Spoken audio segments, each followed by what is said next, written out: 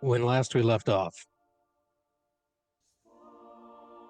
party had made their way to the raiders' camp and infiltrated the cave and retrieved eggs after battling through Cyan Wrath and a blue dragon. And upon exiting the cave,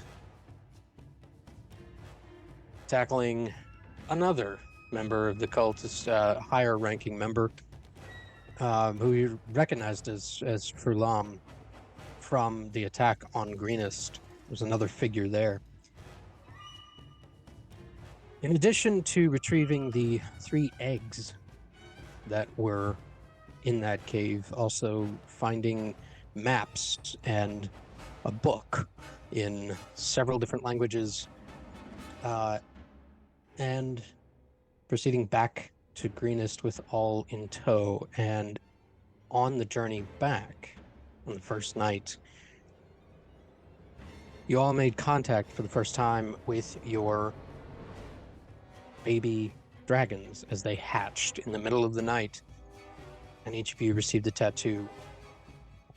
Returning to Greenest, meeting a new person upon also having a conversation with Nighthill. Bringing all the information that you found back to Nighthill, you met Anthar Froom, a larger man decked out in gleaming armor. One of you recognizing the symbol on his chest, Taz, as that of the Order of the Gauntlet.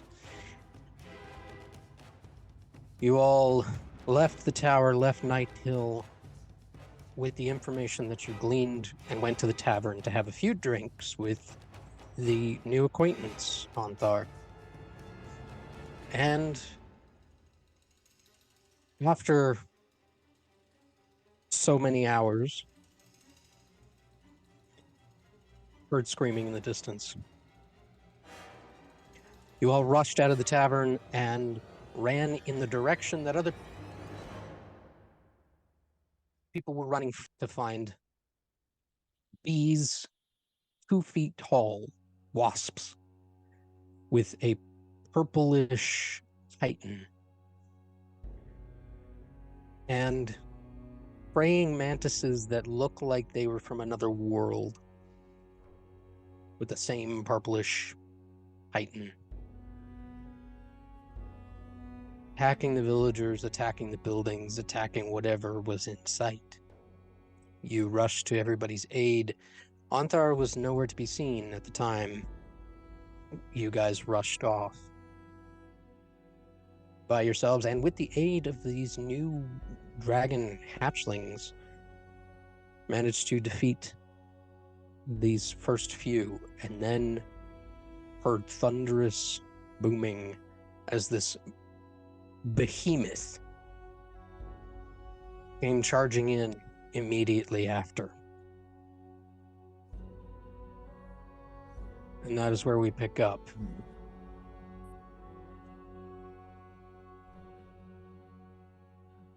Sure. That Again?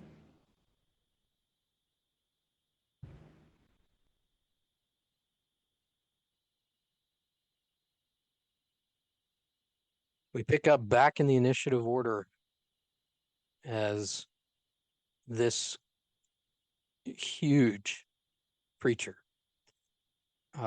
this like the size of a rhino, but looking like a beetle. that's right. With armor and carapace on its back. Many of the blows that normally would fell other creatures are just glancing off. Slamming into this thing, you guys are hammering away bit by bit. It is looking hurt. It is looking worn, but it is already taken out 1/4 of the building to the south, and this building is completely destroyed as it just blows through it.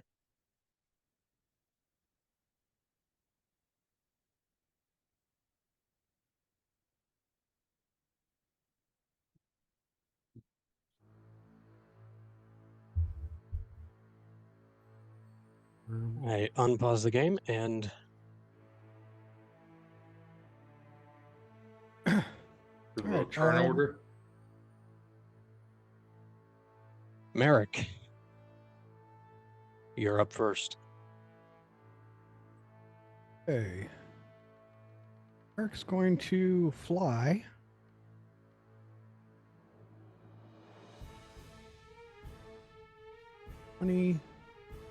Five, 30 feet close to Alasnar as possible. And going to use longbow. Going to So target it doesn't say that you're any elevation up or you're on the ground. You're going to go up. that. Oh, I'm on the ground? I don't think I ever landed.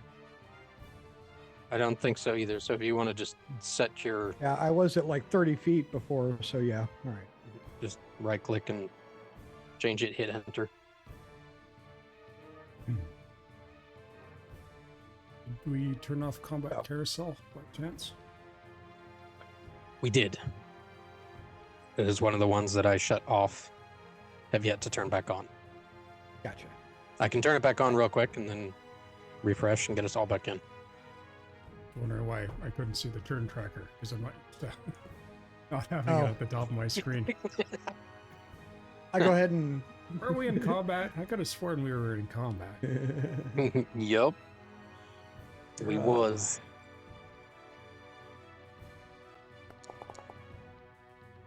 Is there a way for me to turn initiative screen back on, or is that something you have to do? You can. So it sounds like I should turn combat carousel back on. I'm going to turn that back on so you guys can see.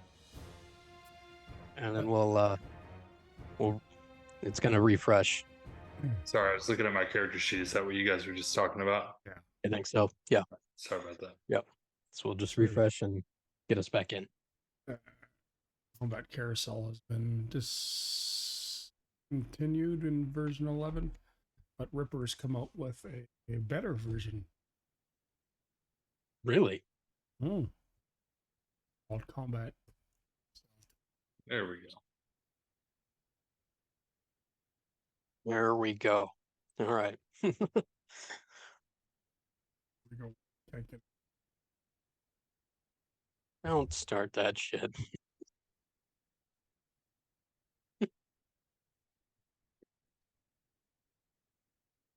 Okay.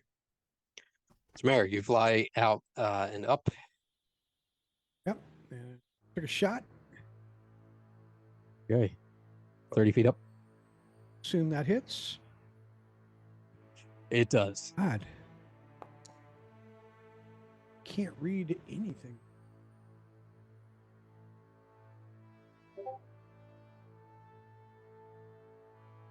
But anyway.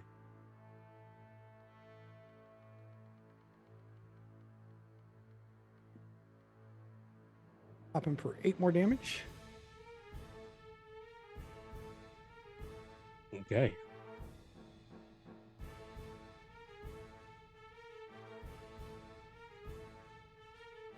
Bonus action movement. Anything else? Already moved 30 feet. You have like I would 5 like more to do feet? an object. Oh, I think that's my it. fly is 30 feet, but I would like to do an object interaction, and all I'm doing is pulling out my potion of healing.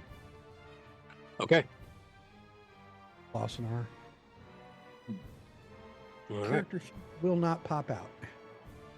Anybody else having that problem? Coming out blank.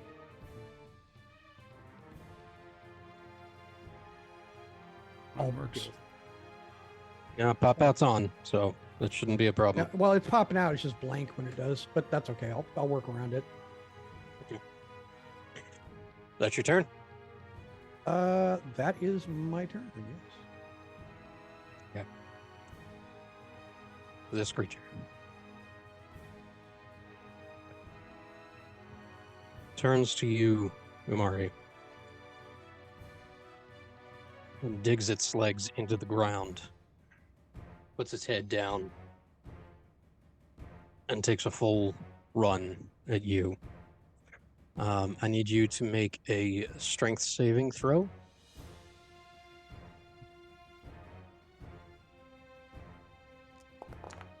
DC 15. Okay, hold on a second. Hold on. Okay. I've become overwhelmed with my god, and I get to roll more. Go for it. So that gives me, I believe, 2d4. 2d4. Yeah, thank you. Nope, that's a d6.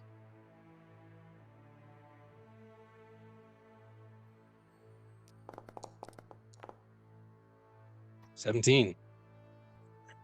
You are not knocked prone as you see this thing coming out of the corner of your eye, and you turn and grab the horn and skid and slide.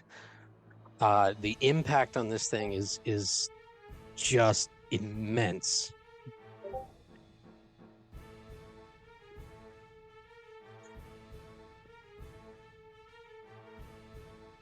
It is going to then just lift up and just bring the horn down on top of you.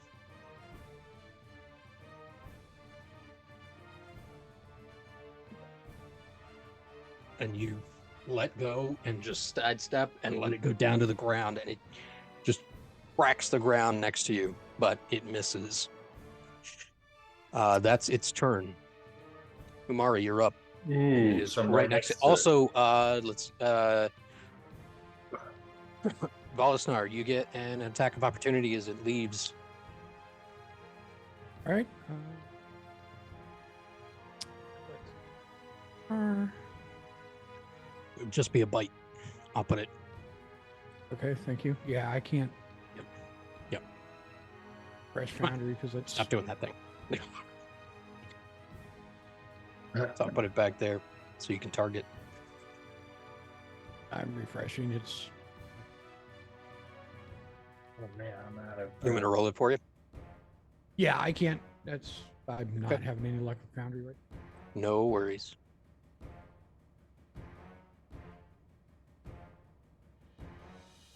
So I'm up, right? Umari? You are up, and as this thing leaves Valisnar's range, as it turns, he just bites down, and more acid just pools and builds and just seeps right into the cracks, and this thing hobbles as it gets to you, Umari. Which is part of the reason why you could catch it. You're up. Okay, hold on a second. All right.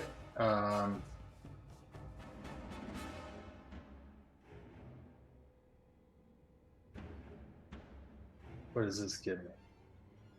All right, and I'm in melee range with this thing, right? Like I Yeah, just you're okay. very much in melee range. Okay. All right, I'm going to hit it with I'm gonna hit it with my longsword. Okay. So you sidestep and just strike down at it.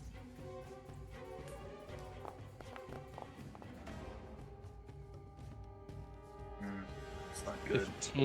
15 misses. Okay. As you strike down, it just slides right across the plate on the head.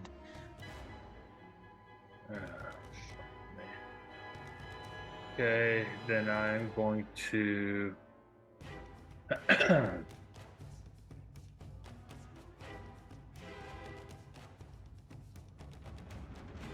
think that's what I've got, bro. Let me check this. It's been a little while since I've been in here, so but bear with me. No worries.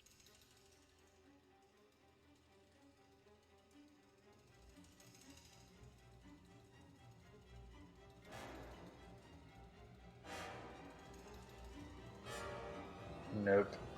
I think that's it. That on my turn. Okay. Ooh, hold on.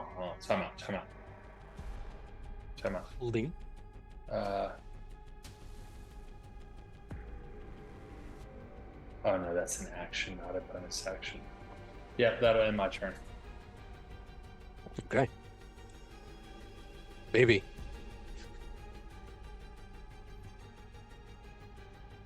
Um,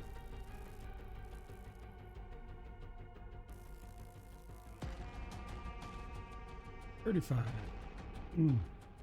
That's it. Okay. Taz, you're up. I'm still on the roof here. Yep. Well, no, you're off. You should be good. It showed 15 feet elevation, so I thought I was still on the roof. Change that. And we're on the corner.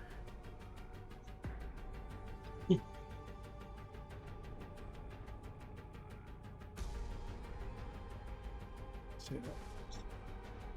Oh, 70 feet. Still in close range. Crossbow of light justice. What is that? What is a light justice? As opposed to a heavy justice? Yes, it's a light crossbow, not a heavy crossbow. And I missed.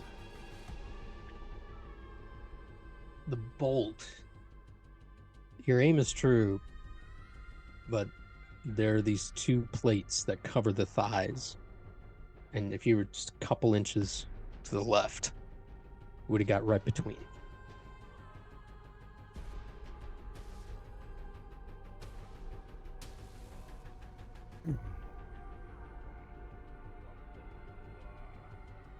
Tuck back behind the building.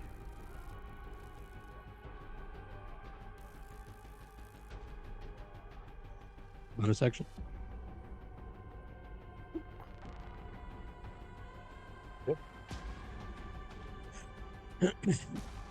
Lafoten. Eric, that's you. Eric? Sorry, I was next to my daughter. Well, is it me? Yeah, in combat it is. Okay, yeah, sorry. Yep. Where's the character sheet? Where's the character? So you should be able to just double click on the token and bring up the I know, character I'm sheet. looking for the token. Oh, Oh, thank you. I'm way zoomed out. Man, I'm way zoomed out. Okay. you can like go in a little bit. I know. I've got too high resolution. It's been a problem for a while. Okay, Lofo's gonna well, he's kind of tired. He's come in and he's gonna what's his flying speed? 35. That's it? They're tiny little baby dragons. I'm just little, Daddy.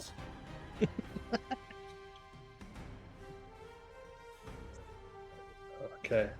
He's gonna move up here. And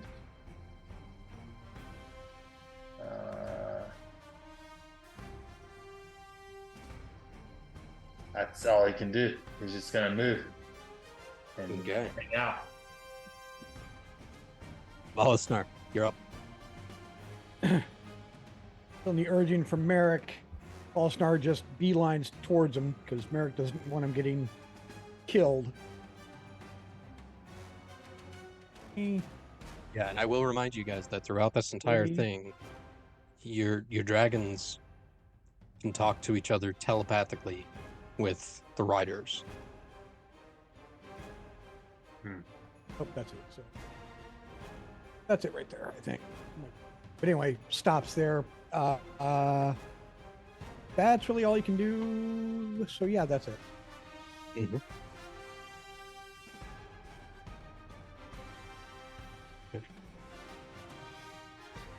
All right.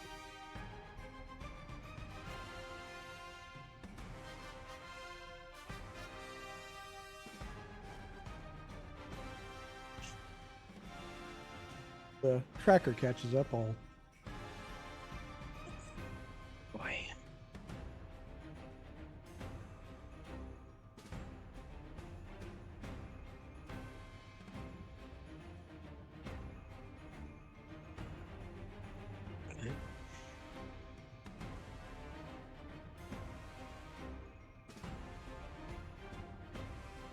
Did you click in turn on the combat tracker? Nope.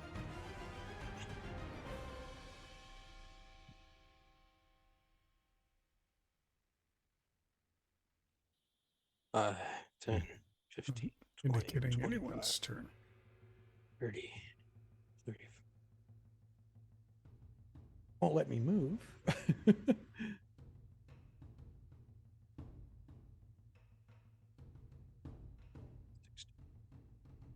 Moving me. What's going on? Okay.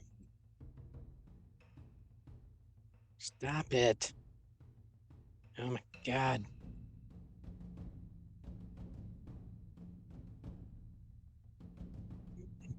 Oh, seriously? I gotta do this like one at a time? Jeez, I'm criminy. What are you doing? Nothing. Am I back on the roof? No.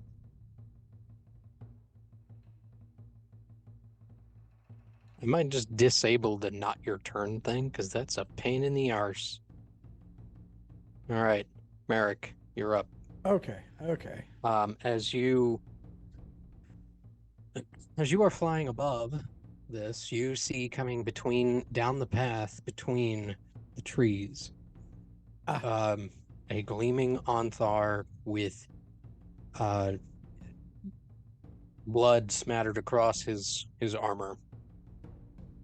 And behind him, more soldiers also hurt and running, trying to keep up. Some of them are looking really not great. They're fresh from their own fight. All right.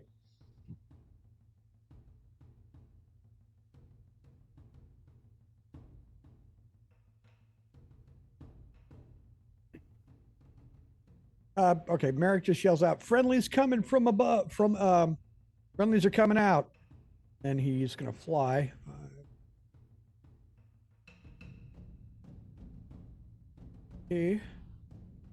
5,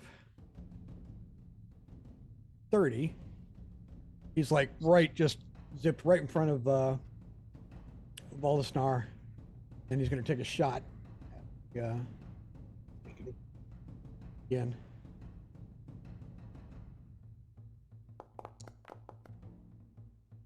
Oh, really? As you get closer to Valisar and see the damage, there's something there's something that happens in your mind to your concentration. The pain Velisnar's feeling, you are also feeling, and it really affects your shot. Like it just it sticks into the building next to this creature. Your uncanny aim is way off. And object interaction, I'm just literally holding the potion out to him. Drink this. Okay. Hey, careful back there. I'm on your side.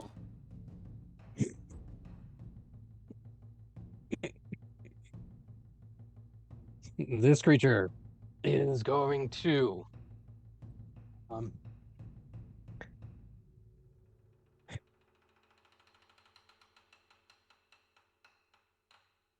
I'm gonna roll a d4. A one or a 2. It's focused on Umari.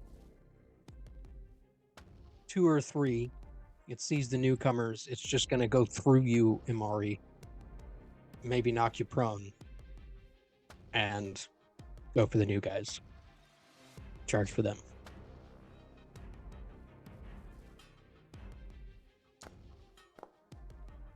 Focuses on you, Umari.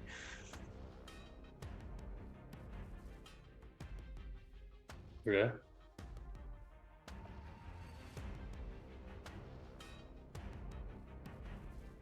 And misses. Wow. This thing raises its massive horn again and just slams it into the ground. It's going to take one more attack. And just as it comes down, slams it and just side sweep.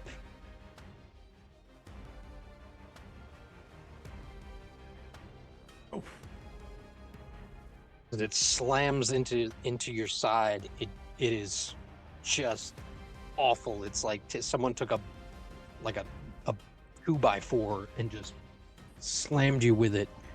But a barbarian did it. All right, that's its turn. Kamari, you're up. Okay.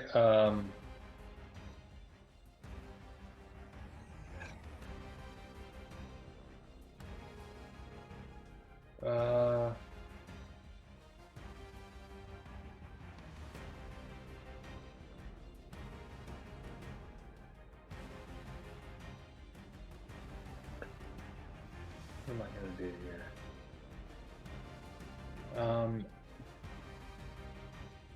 Well, as a bonus action, I'm going to use 2 of my.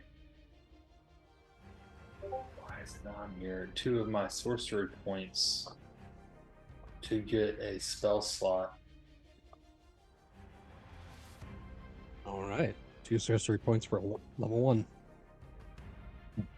Right. 0. And then that's for backup.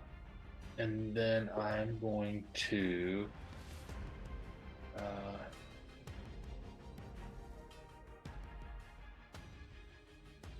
oh, that's a stupid thing.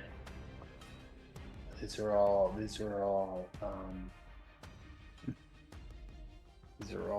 distance.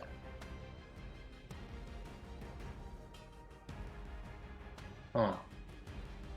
He's near death. Just whack him. Well, Whack 'em or run, one or the other. Yeah, he's it's still, pretty. yeah. He's pretty tough. I'm like over Yeah, 3. And I'm trying to get the fuck out of here. Disengage is an action that you can take, and you can get the hell out. I know, but I kind of also don't want to at the same time.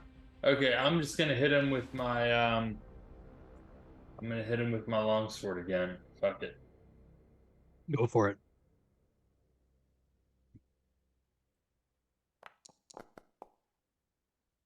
Hell yeah. There we 20. That definitely hits. go. All right, let's go, baby. Go ahead and roll damage. Very nice. Is it +0? Double check that. I'm just clicking on what it's in my. I'm just Okay. clicking damage and then damage. Should have applied anything if it's that. Oh, for a longsword, I want to just double check. Is that a strictly a finesse? That's not a finesse weapon. That's strictly a strength weapon. Yep. That wouldn't be a finesse weapon. That's like a scimitar is a bigger finesse weapon. No Scimitar and short bonus. sword are the biggest finesse No weapons. dex bonus. All right. No strength bonus or no strength or dex. So 6 points of damage. Okay, and now that'll be it for my turn. For Umari's turn. Okay. As you slam down with the longsword this time, intentionally going between the plates, you sink into flesh and you feel it. There is flesh in this thing, but it's just really hard to get to. It's like hitting somebody with plate mail. Okay. All right, baby, you're up. Charge. That's the voice for all the dragons, just all of them. The dragons recharge. Okay. 16. 16 just misses. The fire from baby's mouth glides across the chitin, and you can see the burn marks from the teeth, but it doesn't get through. Just misses.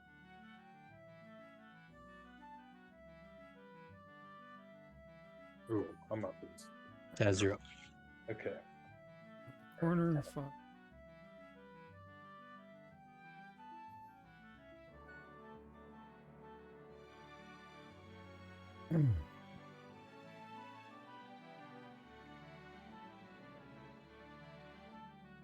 You're old, DM. Okay.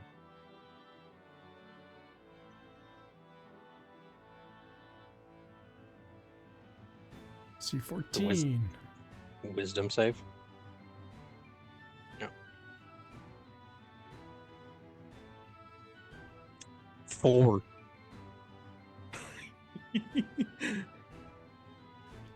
He's already hurt. Mhm. I'll take the brunt. Okay. So it is going to take the damage. As the bells hit, you notice something that is different in the reaction.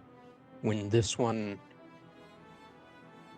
didn't get a nat 1, it didn't affect it as nearly as bad. Not as much as you think it would.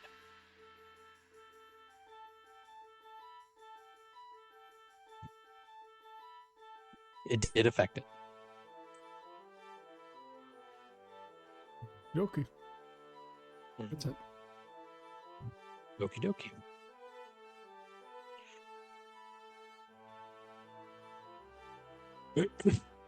Lofoten. Carlipo's coming up and he's gonna say, "I'm helping out." He's got to help out, and he's gonna try to take a bite out of this Yeah, thing. at advantage. Yep, at advantage because he's flanking. Attack. Advantage. I will say that in order that'll do it. I will say that Baby and Lofoten would have to come down to at least 10 feet Yeah, yeah. to reach yeah, it. yeah, makes sense. So Absolutely. I He's just told you. hiding. Yep. Yeah. Okay, and so do I now roll damage with Mhm. with advantage or no? No. You roll damage and double the die. All right. So when you do it, you make sure you target, otherwise it doesn't apply. Okay, hold on. Hold on. Or I can. There's also a critical. Oh, shot. if it's got the critical, yeah, Or you can do that. Okay. it'll preview it. The critical, I think, just rolls instead of if it's like 1d6, it'll roll 2d6, and that's your critical. All right. Let's see what happens. Matter? 23 points of damage. It's cold. It's ice cold. It's like it bites him, and ice just rips through that beast or whatever it is. How does Lofoten finish it off? Oh yeah, so he gets him right in between his neck and his shoulder blades in that soft gap, and then the teeth just freeze all his flesh, and then it just kind of shatters. As it shatters the head from the body, the entire neck is frozen, and it just shatters and breaks. The body falls.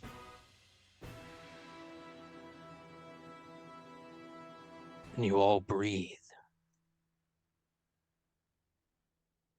Amari's gonna run up to his dragon.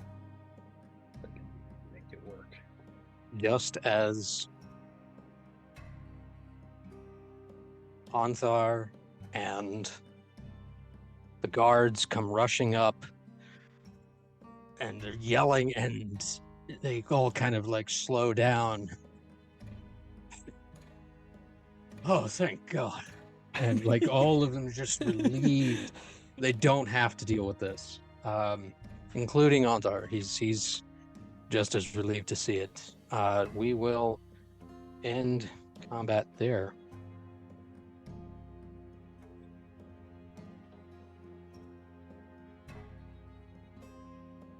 I would like to, Umari, just since he's right next to this thing, he's just going to inspect it just to see if there's anything unusual or. I mean, he's right next to this freaking thing that almost killed him, so he's just looking it over. Yeah. And as you look it over, I want you all to make insight checks as well.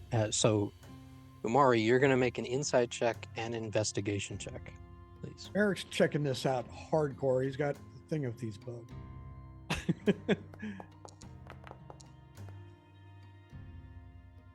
Okay.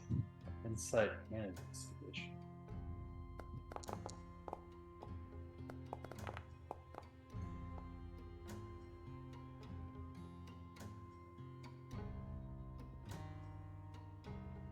Eric? Insight Go check. ahead, roll insight. Check out these guys. Make sure all these guards are. Sorry. I'm not making sure the guards are dead. I want to make sure that they are dead. Believable. Non-revivable. I gotcha. The two here are gone, as well as the one that was thrown this way. You can see bone sticking out here. These two, however, you could potentially, like, there's a huge laceration across the stomach where you can see intestines. You might be able to put something back together. And the other one is a huge gash right below the jugular that could be repaired. We'll use prayer or healing.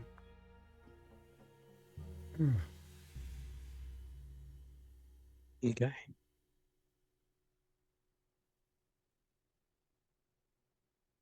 Plus my spell casting bonus.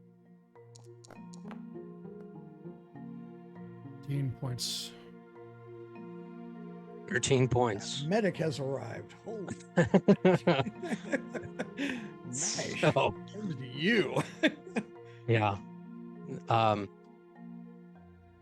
Merrick, have you taken any damage? I'm okay. I'm fine. I got unless you can hit I can hit Yeah, your if you're- dragon. Velocinar. within- Velocinar, he needs some healing. He's got So- 13 because I can target up to 6. So All right. I'll target the 2 guards and the dragon, I guess. This is- Okay.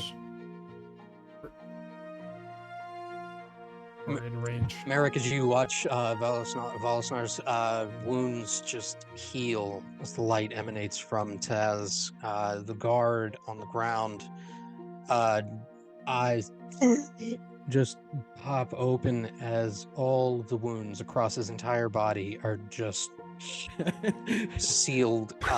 He is sits up and looks at you, just kind of shakes his head. Get up. No sleeping on the job. The other one with the laceration across the intestines does not stir. We tried. While he's triaging here, which is amazing. The last few seconds of his ability to fly, he goes to the safest, highest elevation, looks around. Merrick is just scanning the sky for like dust trails, and is this a big thing? Was it just at the town?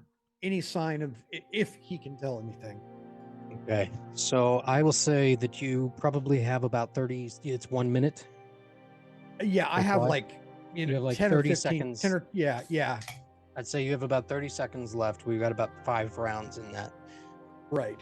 So you fly up, and as you scan over Greenest, you can see in this direction something big happened, Oh, and in this direction something big happened. So the northwest, oh, okay. and in the northeast. Oh, okay. So this was a I feel like it was a mass event. This was something that just kind of like converged on this town, Okay. which is Okay. probably why you didn't see Onthar or Escobar and not Okay. too And I don't long see. after Okay. as Onthar shows up, Escobar comes barreling down with his own troop that is even worse off and haggard.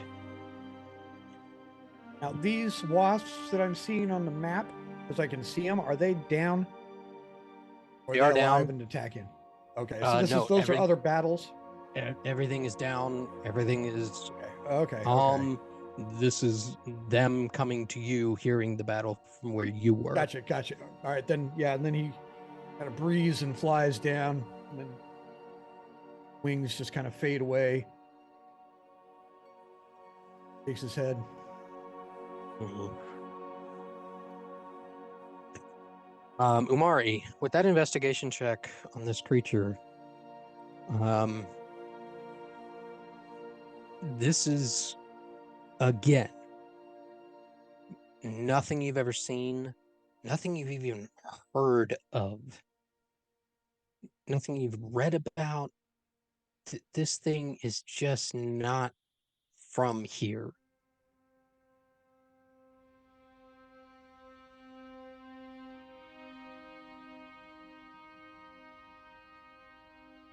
I will say from that investigation, but you got a 11. You feel the fur, what you thought was fur in between the plates. It is it's not fur, it's like barbs, it's like wire. It's very, very thick. If any of you ever looked at insects up close, it's very reminiscent of the hairs that you see on insects. Sensory hairs. Sensory Really freaking stuff. big. Yeah.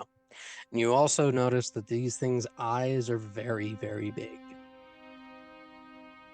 Very good for seeing in the dark. That's about all you glean. Onthar comes up. Well, you boys certainly know how to show an old paladin a good time.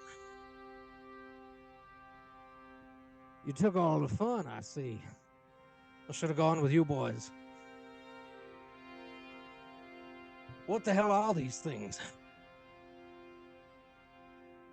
Any ideas? I have no idea.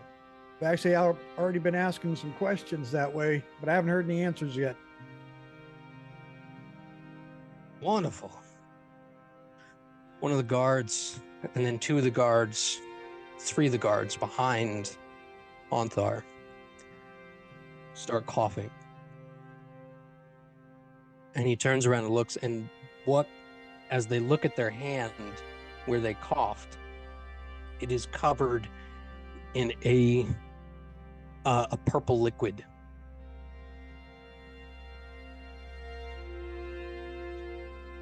They are pale.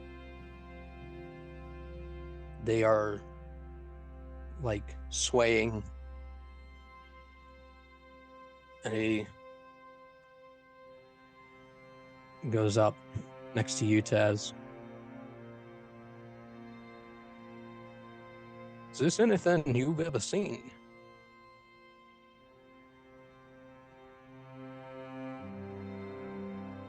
No, this is definitely nothing I've ever seen.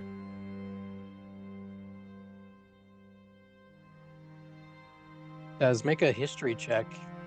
DC 5.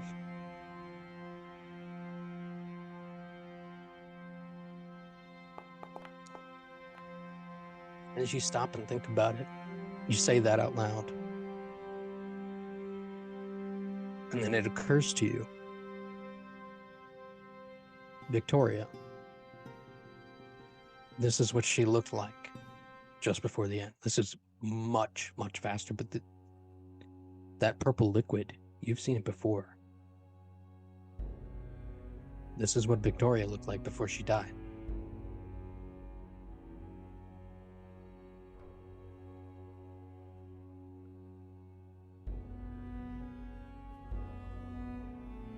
This was 4 years ago.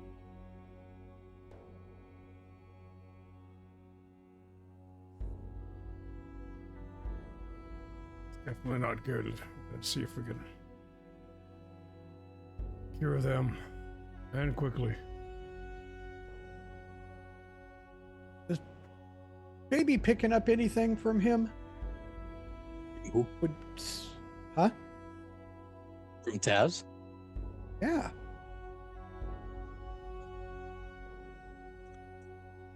Telepathically, yeah. I mean, Baby would pick up images of a woman, older and looking very much like the soldier in front of him, coughing up Is there purple a lot liquid.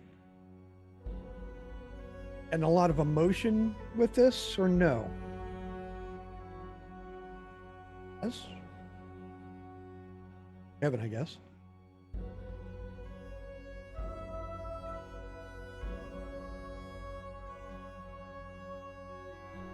What's the matter, Daddy? It's freaky. I gotta cure them. I don't think they have much time.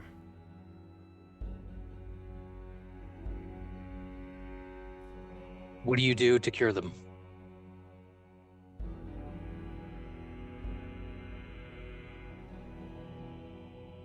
Whatever that was.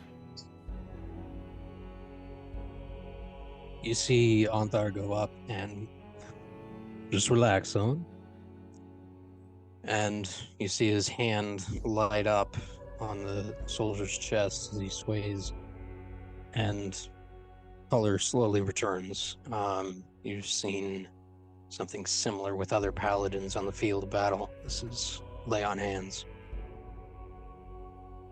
I am all out of the healing at the moment.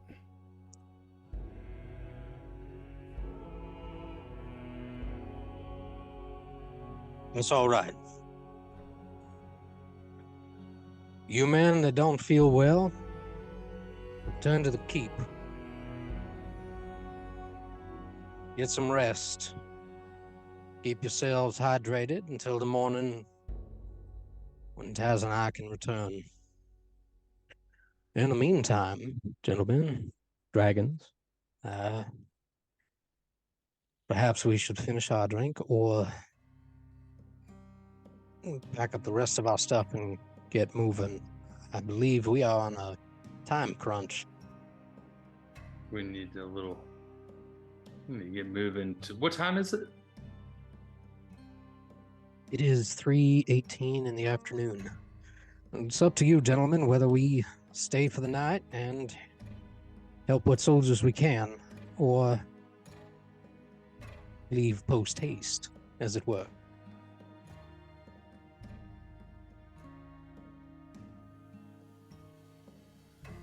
Eric looks at Taz. Tell me, man. That was I mean, I could go a little bit more, but I just hope we don't hit anything. Are we going into some serious shit, or are we expecting a relatively easy journey? I haven't the vaguest much of an easy journey anywhere lately. I'm kind of tapped, to tell you the truth. I think we should go in this hut that wasn't demolished and take a little rest, if anything. Eric kind of laughs at you. He's like, no, we're coming to town. Let's find a bed. That works Sleep in the too. wreckage. Come on, man. And he starts, and he's just finding a place for everybody to sleep. I don't know if there's an inn going yet or something. Just What time do we have?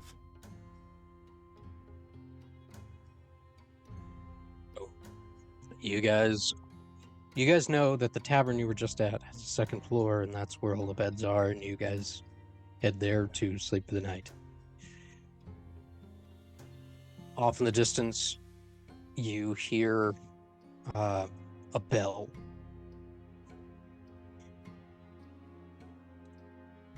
It's coming from the keep. What's it sound like? Ding-a-ling-a-ling. ding-a-ling-ding-a-ling. Yeah. I mean, there's a lot It's of a- different kinds of bells. I need to know, like, No, it sounds like a large warning bell, like a town hall, everybody get the hell out of here bell, or everything's okay bell. Eric looks around at the people. How are they reacting? There are no people. There There are no people. there are no people anywhere around. What the fuck just happened here? They are gone. They all ran towards the keep.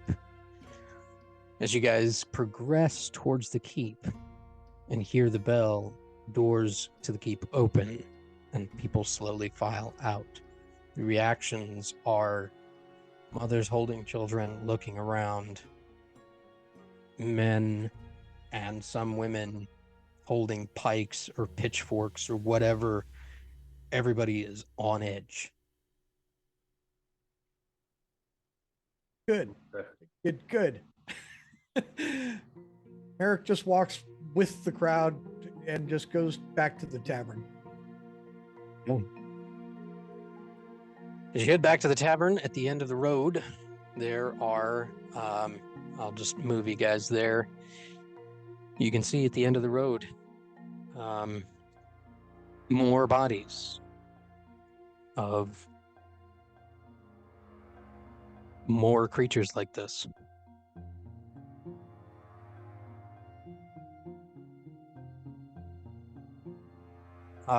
Also, Merrick, you notice among the guard a woman with a bow and studded leather. Linen.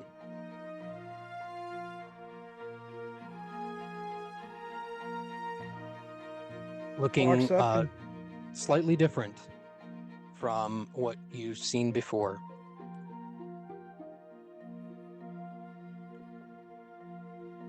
He just walks up, smiles, and goes, "Wow, look at you." And Well, Why, hello there. just yeah, she he just side but- glances at you, Taz. Hello. We can't always leave the guarding of the town to the men.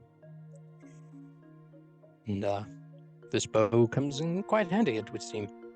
And turns and leaves with the rest of the guards. Follows kind of the whole group back to the tavern. Escobar is mumbling to himself and wiping and nursing wounds on his forearm, and he's just a pissy dwarf, as dwarves are wont to be, as you guys make your way back towards the tavern. He looks like he's used to this, though, doesn't he? Yeah, absolutely. Yeah. Yeah. Escobar is just yells over his shoulder at the rest of you guys. Well, up the night hell. Don't worry about it. And just kind of disappears off towards the keep. Linen heads home.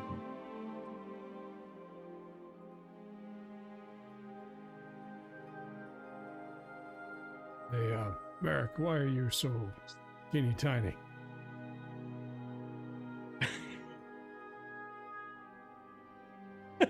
You've gone Two and of me. I have no idea what's going on. I'm my own angel on my own shoulder. That's it. Because that's Voss. No, apparently. You changed him. Oh, my macro. Yeah, you changed him with your Wish I hadn't macro. target- Yeah. I So don't think I can change that one back. let me see if I can no. change Yeah. it. No, I Sorry can't about change it that. back. Don't. Okay, that's funny. There Yeah, we no, go. that's fine. Yeah, just drag him out again. Yep, that's a thing that can happen. Good to know. Cool. Yeah, There you go. just gotta watch for it. All right. The guards head back to the keep, and Onthar heads back with you. You all head into the tavern, and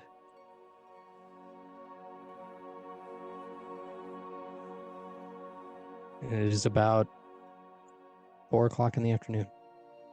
Amari think needs you to guys- go straight to the bathroom. Why don't we all take 5 minutes bio All break? right. Come back.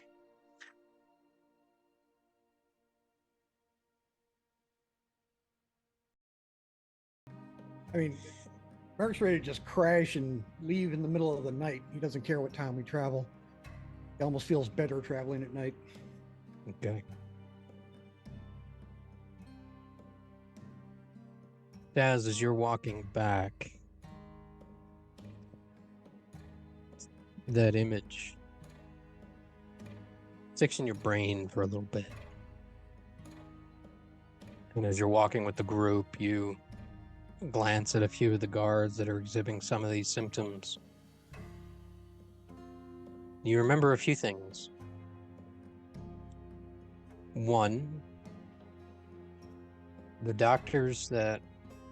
physicians that were looking at Victoria, best they could guess was whooping cough. That wasn't a certain thing. But it had all the symptoms of that.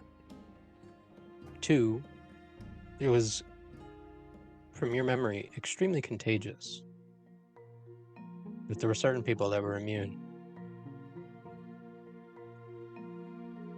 Do I recall? And three, this is all stuff that you're recalling as you're looking at these guards and looking them up and down, like the resemblance between what Victoria died from and what these guards are experiencing. You don't know if they'll make it through the night. Victoria's was a very long, drawn-out thing. This is what she looked like at the end. Whatever this is much, much faster setting, if it's the same thing.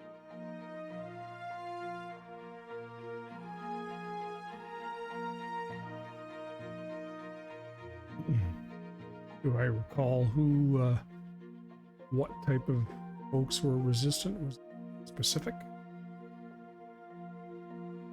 Seemed pretty random. As you look at your compatriots, you know, Antar and yourself and Amari and Taz, Baby. You guys were right up in the thick of this.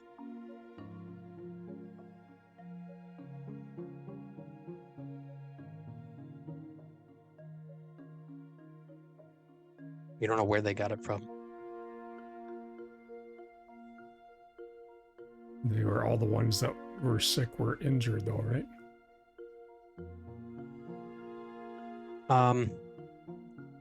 They were.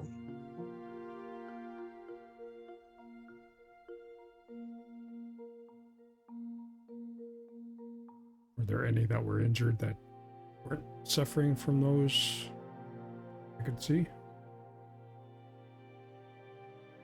One. Specifically, no name guard or Yeah, it was just one of the guards. One of the guards you noticed was seemed to be completely untouched, but pale as all hell. just like on the way back, Umari and Merrick, you would have noticed also like a couple of the guards just like veer off and throw up in between a couple of the buildings and then rejoin the group and keep going.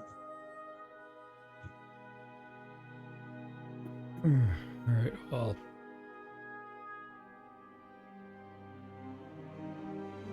Ever seen a disease move through a herd? Barber's gonna have to know how contagious this is. I've seen it before. I'm not sure if Onthar appreciates it. Seriousness of the situation. I'll be back. Maybe you can stay head with Balaznar and Ilfo. Okay. You head off to the keep? Yep. Okay. You head off to the keep. You enter in the guards. You know where the infirmary is. You saw Elias in there. You enter in, and there are townsfolk who moonlight as nurses, it seems, and are tending to the guards that are already laid up and just coughing, leaning over their bedpans nearby, and they look pretty damn sick. You notice that the nursemaids are just dealing with them like they would anybody else. Cover your mouths, both of you. Those that are coughing and those that are treating. These men are highly contagious. The nurses look at you. You've seen this before. I've got my not fucking around face on right now. Unfortunately, yes. It took my mother years ago. Wasn't quite sure what it was. But it struck her. Took quite a while for her to get to this stage, but seeing these men, time is not on their side. The healers that we have here, get them here quickly. Yes. Victoria, go. And a young apprentice rushes off and goes to gather whoever she can. And the two older women immediately go and bind handkerchiefs around their mouth and start passing them out to the guards. We will keep them quarantined here, and give them what poultices we can. Do you know anything about this? Can you give us any insight into how it was treated? I'll go into what I remember of how my mother was treated. How it... She was treated for whooping cough.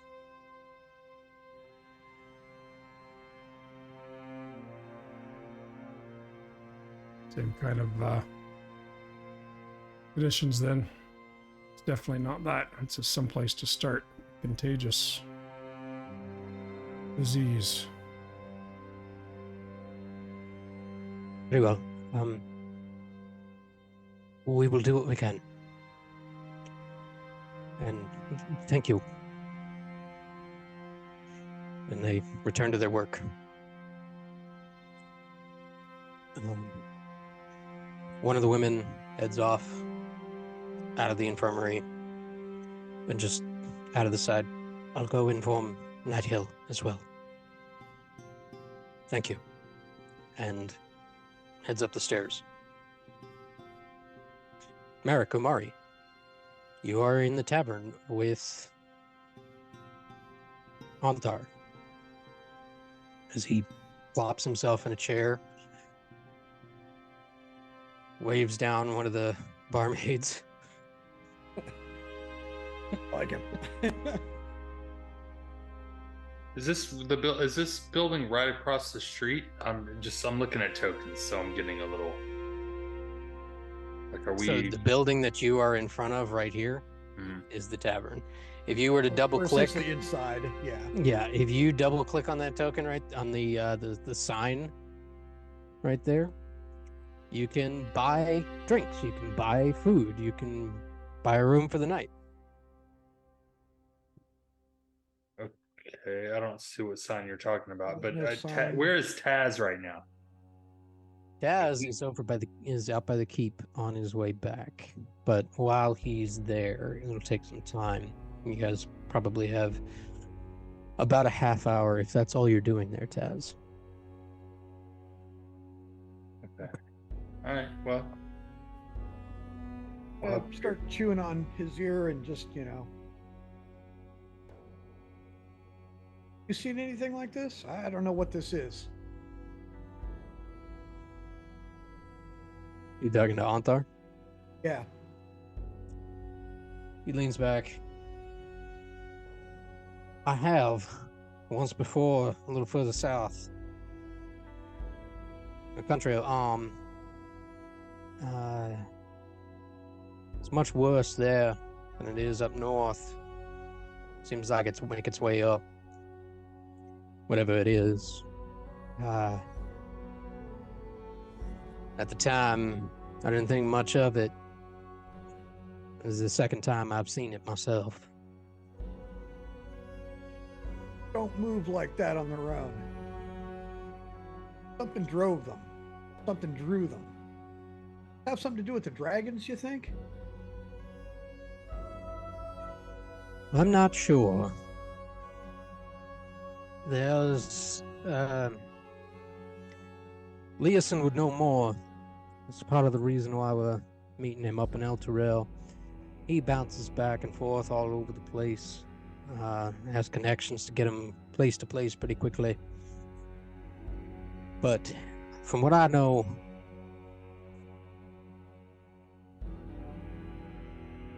the recent insurgence of the cult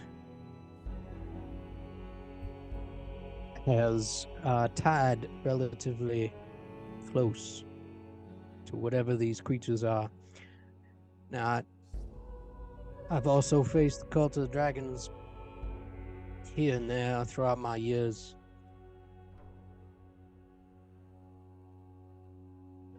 I don't know that they have any part in this. It's hard to tell. My gut tells me that these creatures are independent. There's something else, but I can't be sure. Whatever they are. I've seen the disease before. The larger the creature, it seems the quicker the disease sets in. In fact, you three, oddly enough, seem to be the only ones I've come across to face a creature that size and not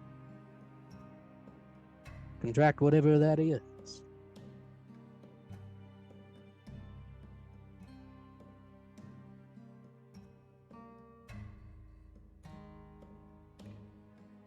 I don't get it either. Eric has genuinely got this puzzled look on his face because it's like can't comprehend what's going on or why. Yeah, it's up pretty new. A quick question. There is an NPC mentioned in Shimmer Falls location. Mm-hmm. I know about him.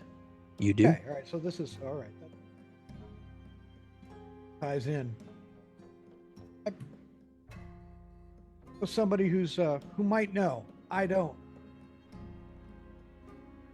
Crotchety guys, kind of retired. To be with the, something we users of a bow know about is the Emerald Enclave. That's for sure. He might know something. Should I write him? When you mentioned the Emerald Enclave, Antar kind of tilts his head back a little. If you have a connection to that recluse group, please do. Uh, we don't touch base very often, you might say. They're a bit of a shy group. Don't tend to frequent cities in my line of work, so I can understand. I'll ask him. I'll see if I can beg some information. That would be good. At this point, you all see Taz come back into the tavern.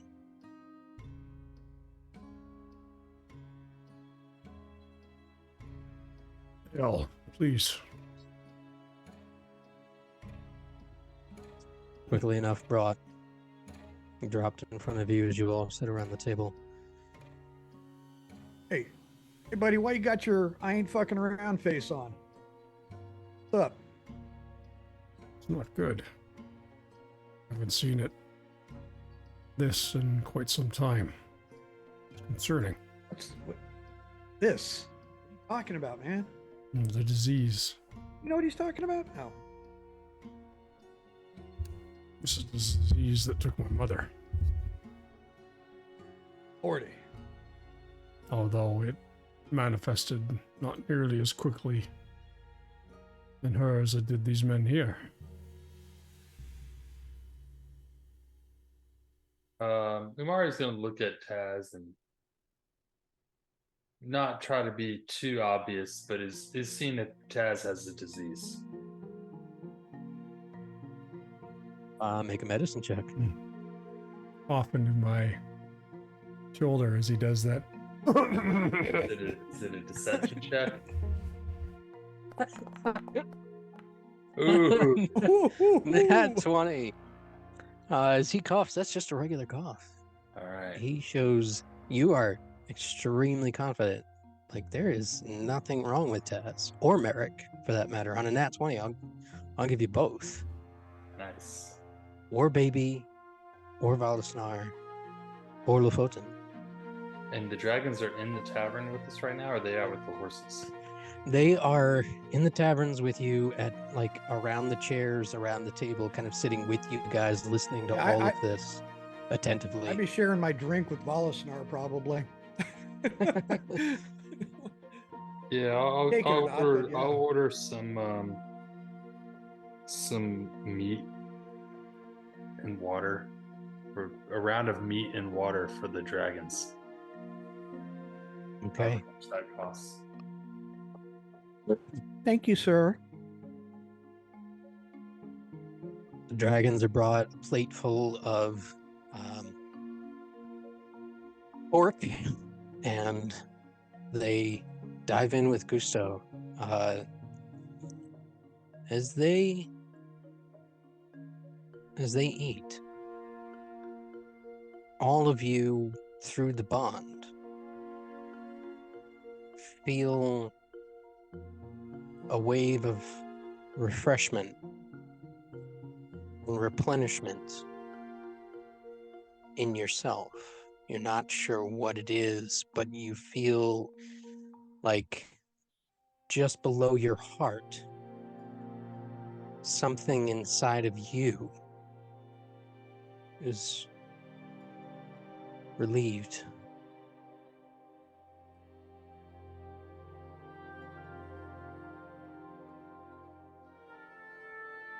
Okay. I'm gonna order a round of, and I'm gonna be watching my dragon this full time. I'm gonna order a round of shots and do some shots. you give the dragons each a shot. No, I'm not giving the dragon. I'm gonna order Taz. We're doing, and Merrick, we're gonna do shots. Oh, And I'm gonna be watching my Taz, dragon when I do my shot, Okay. because I feel like I just realized, okay, this is really weird that my dragon's eating and I'm feeling like different. So I'm gonna do a shot and see if this dragon exhibits anything different. Merrick 2 will do his shot, but giving absolutely no mind that could even happen. Not even considering that possibility. A round of shots is brought. You all, Hunthar jumps right in. We'll definitely partake in that, and drinks and raises a toast to all of you. You all clink, shoot it down, and you feel that familiar burn as it goes down. And as you and Mari are watching the photon, as he's eating, he pauses and looks up to the side and off and just kind of gives a little shake and a shudder and then keeps eating.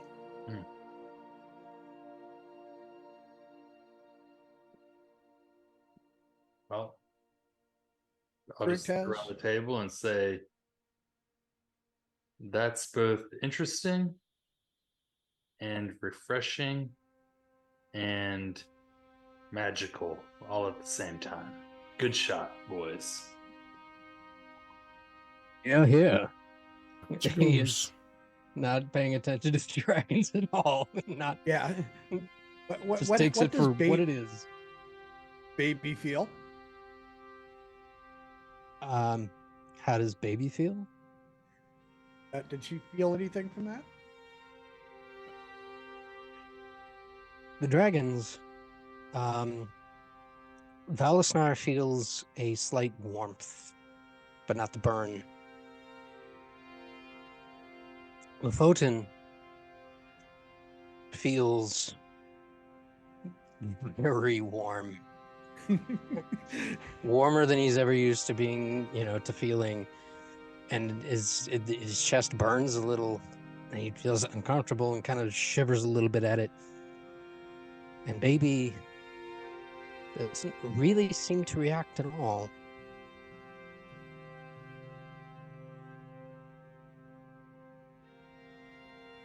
Notices something, but no physical reaction.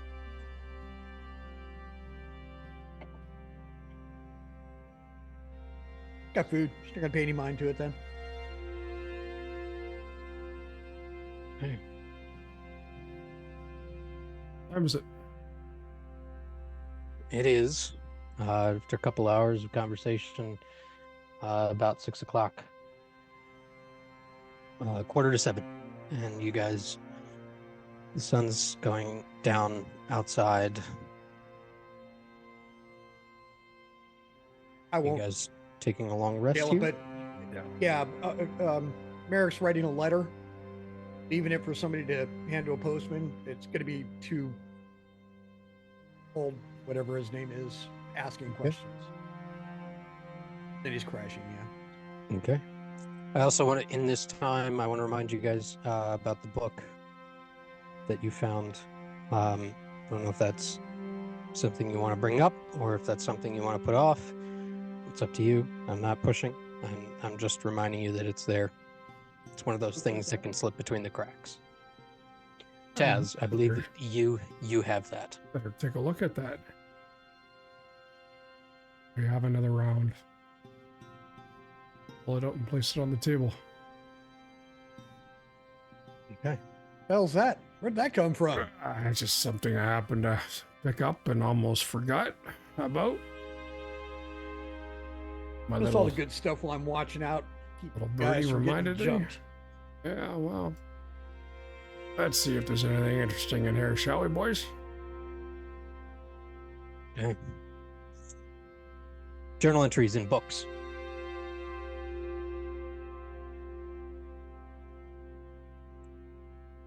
I apologize ahead of time if you have to refresh to close this stupid thing out. I don't know what's going on with the journal entries, but I have to if you guys refresh are taking a look at it. Books. Yamonte? Yep. Oh. Okay. Does Umari recognize the handwriting? Or this language that this handwriting is in, not necessarily the Different languages, I think. As Taz lays this book out on the table, and Munthar leans over and takes a look at it too. You all separately pick up different words from your own languages that you speak. Umari, you pick up words of infernal. Merrick, you pick up words of elvish and celestial. Taz, you pick up dwarvish. There are words from all different languages in this book. And as you read through, the words that you understand are translated. Well, this should be fun. Let's go to page 3. Okay. I'll start. Combining. I've got. Sorry, what?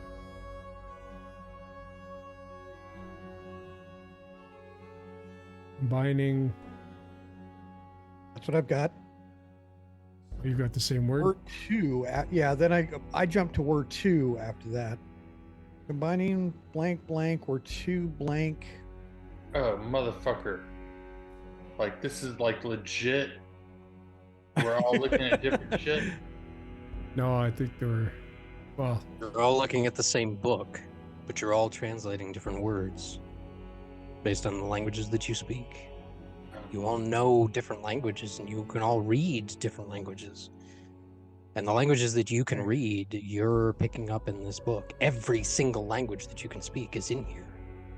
All right. Wow. So can we read them together and people fill in the missing words and get a meaning out of it? this would be incredibly difficult to try and do. Yeah. So as you guys start trying to translate 3,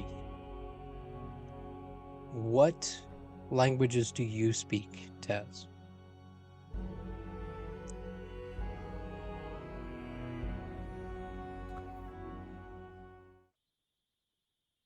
I speak Common, Draconic, and Elvish. Got all those.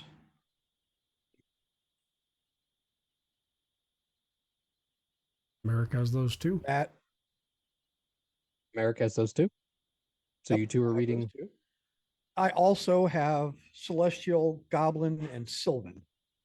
Okay. So And as then you add- two are reading the book, Sorry. you two pick up the same things. Merrick, you can read more than Taz, essentially. You can read all the same things as Taz, plus Celestial and what was the other one? Goblin and Sylvan. Okay. Between the two of you and Umari, you pick up combining gems on page 3.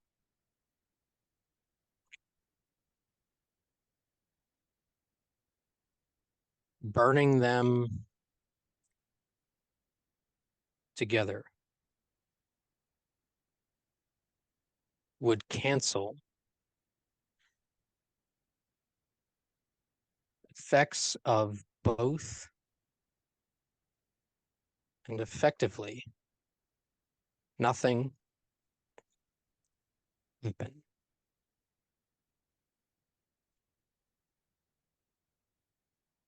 Burning both diamond and would give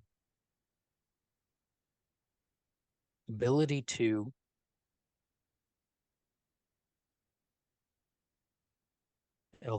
metals. Do any of you speak Dwarvish? I think you do, Taz. Nope. Elvish. No, Elvish. None of you speak Dwarvish. Okay. I'll find my cousin Norm. He'd know how to read this. I haven't seen That him in kind a of guy while. lived in books. Yeah. I mean, we could ask at the. I mean, we have had a couple shots. I don't mind asking a couple of our patrons if. Oh, wait, anybody we're thinks sitting it's next to a dwarvish. dwarf, Yeah. right? I mean, well, but yeah, hey, come here, get a look at this thing. Isn't Arthur a dwarf? Yeah, we get He's Onthar in not. there on this. Anthar is a human. Oh, Yeah. He does pick up on the celestial words with you, Merrick. And doesn't pick up on anything that we don't, or no? Let's see. Sure. It's a good question. Or Mhm. it's He pestilent. does. Holy shit. Oh. All right. So let's look at that again.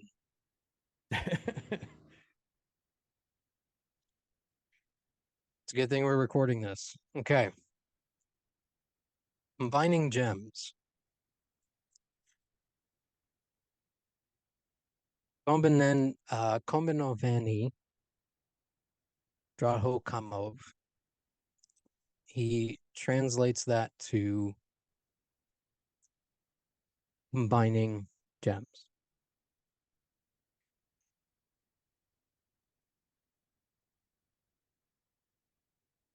First words elude you. Were to combine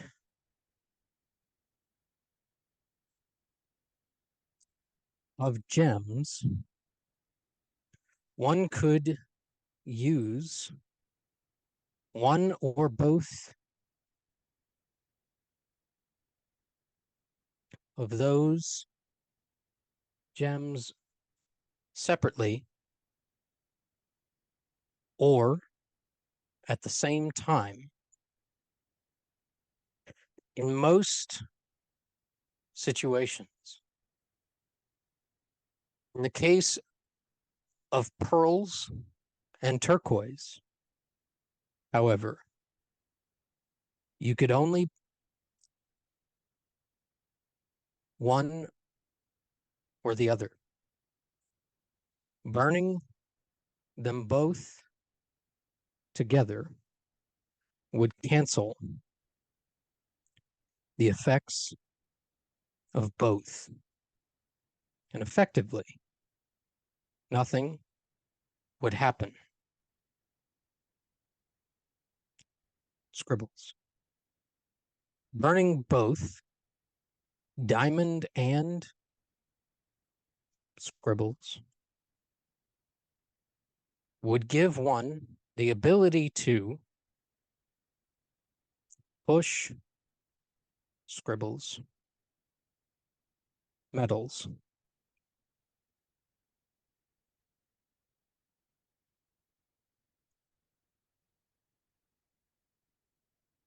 Got part of an instruction manual. I wonder what this is for.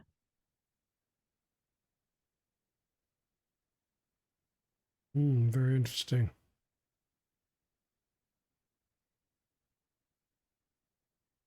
I think we'll have to find ourselves a wizard. One learned in languages or possibly a school or something. Much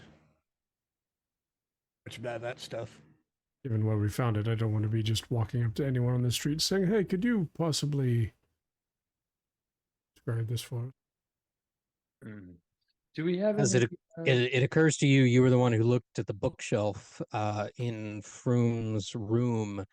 This would explain why there were so many different books in so many different languages. It seems that Frulam was trying to decipher this book.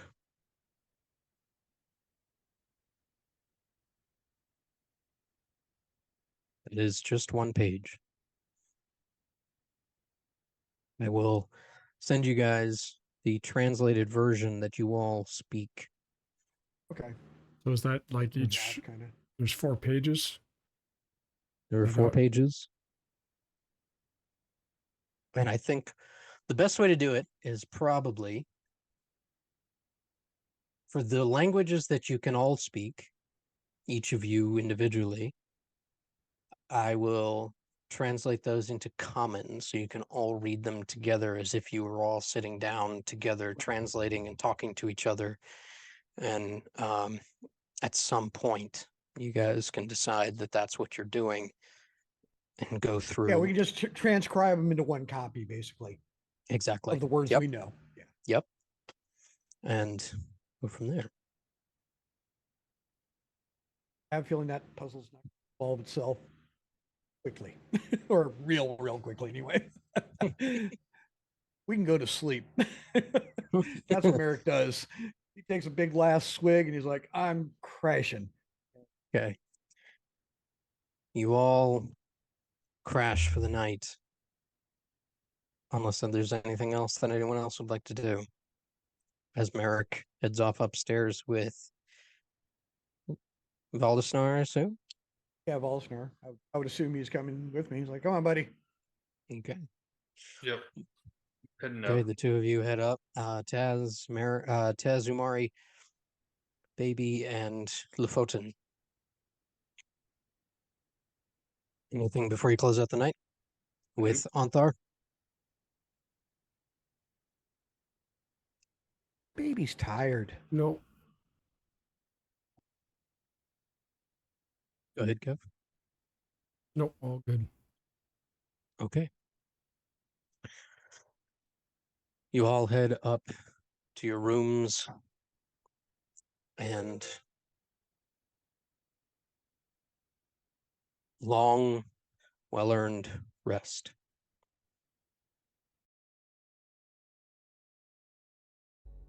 Our lines, one more word.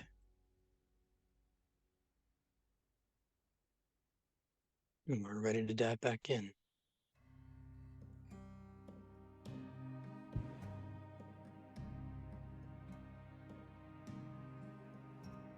Save.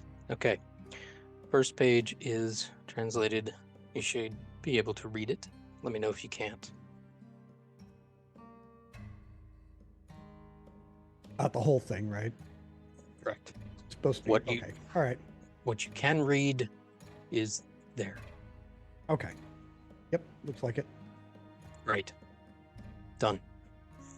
Everybody taking a long rest, including the dragons.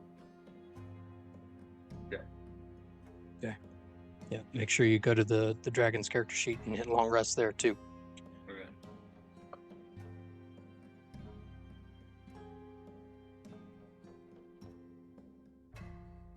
Dawn breaks. You all wake, gather your things, head out. Horses are taken care of for you. And brought to you at the entrance of the tavern. Anthar's there waiting for you. You guys head to the keep.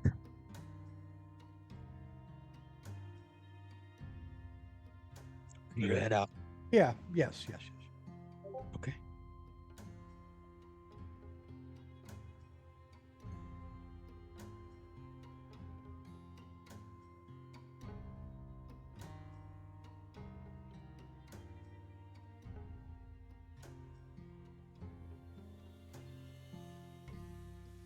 That looks right. Okay. Cool. Thank you, Taz. All right.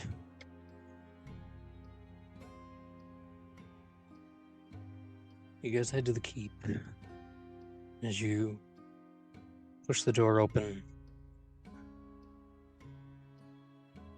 all of your previous day's experience rushing back to your memory as you walk through the courtyard of the keep and occasionally hear one or two of the villagers just and go about their day, and you swivel and keep pushing through. Where do you go? Do you seek Night Hill? Do you go to the infirmary? Do you... I go to the infirmary. I'm kind of Okay. following Taz. Yeah. Right. You guys go into the main part of the tower, the bottom floor, as the infirmary, and see the nurses bustling about and doing what they can to care for the soldiers. One of them, seeing you enter, Taz, is the same woman that you spoke to yesterday. You could see under her, over the mask, the eyes are baggy. She has not slept. She has worked through the night, it seems, and comes to you. We did all we could for all of them. 3 made it through the night. The rest passed. There's nothing more we can do for them. But the 3 that remain, I don't know what we can do anymore. This is like nothing I've ever seen. Has magic been used?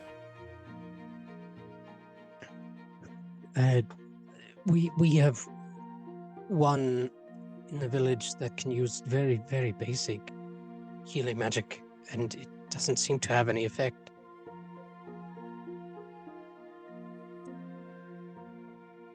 The woman you see, and she points to a woman sitting by the bedside, is essentially doing what you recognize as like a healing word. All right, I'm gonna go over to one of them that looks the sickest, and I'm gonna try a lesser restoration. Okay.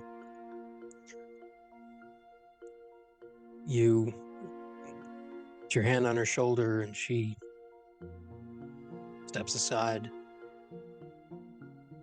And at this point, all the nurses gather around you as you put your hand on the shoulder and close your eyes. As the healing magic pushes through, color returns. And the ceaseless like moaning and that constant uncomfortableness subsides. Soldier doesn't open his eyes, but you feel something has been cleansed. Onthar goes to another one and does what he did yesterday. Puts his hand on a chest, and soldier's relieved. One remains. Go and use another lesser on the third. Similar reaction, and all 3 that survived and made it through the night breathe easier and cease wheezing. Arthur looks to you with approval in his eyes, and just kind of steps back and folds his arms and doesn't say anything, but keeps his eye on you, Taz. The nurses come up to the 3 soldiers and check pulses and temperatures, and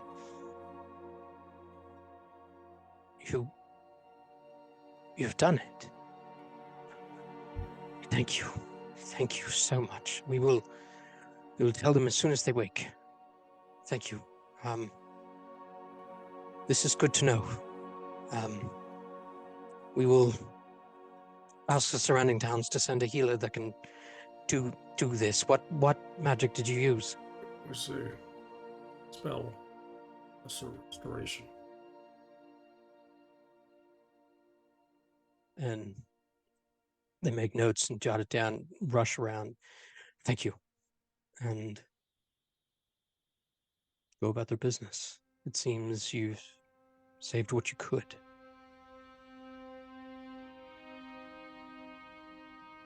Of the 7, 3 survived.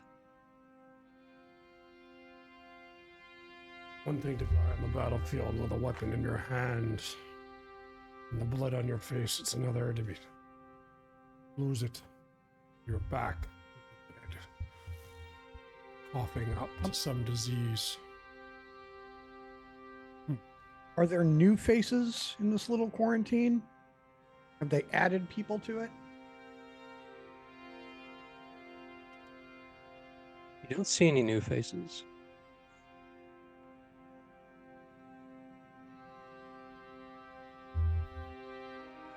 Or we do see or we don't see?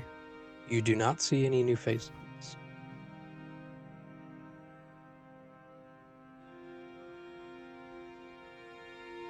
Think it's safe to leave, man? We've done all we can do, I think. What if they come back? And hold their hands forever. We have our own journey to do.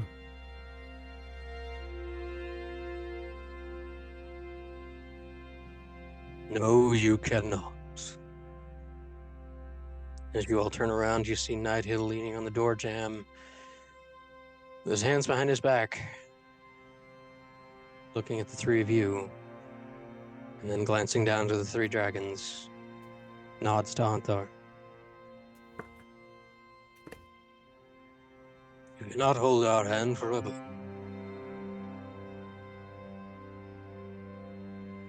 I've already put in place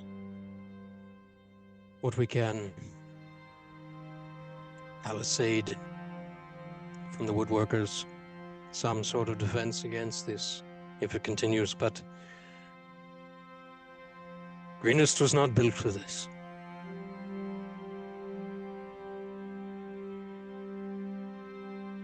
We are a farming community.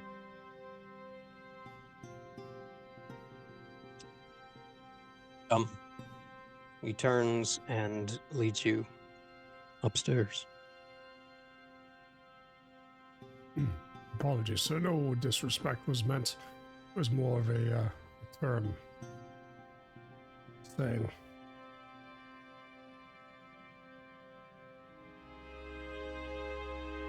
He pauses and just kind of nods and keeps going.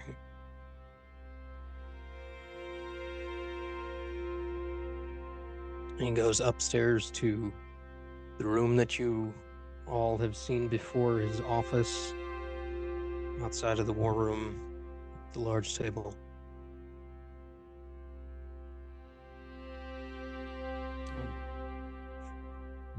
You all. A letter's going to come back to you. I'm looking for information, and I'm going to send the reply to you and me about what these things might be. We're trying to find out. As he stands behind his desk and sits in his chair for the first time, you see this very stoic man, kind of really exhausted. Like you. Any information would be useful.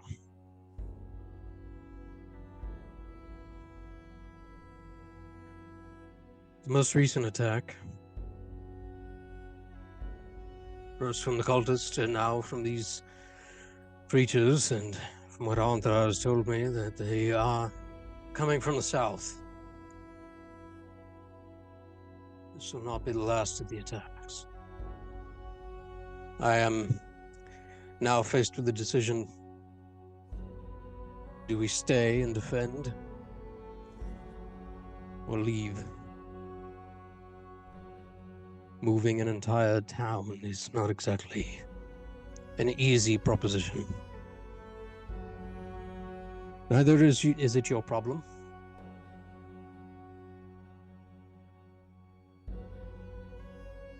Antar has told me that you plan to go north to Elturel. Yes?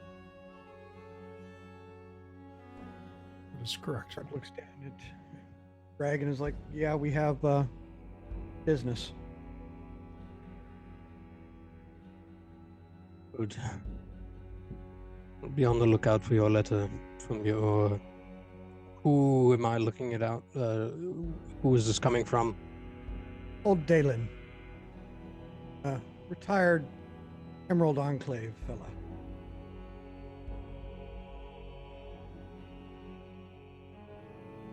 Very well.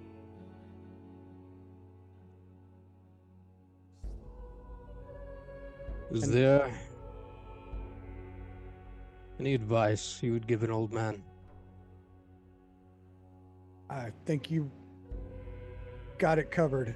There's nobody I trust more than you for this.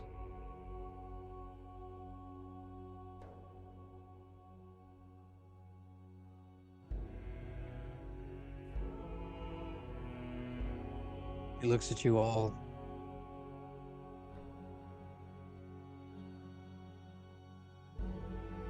Leeson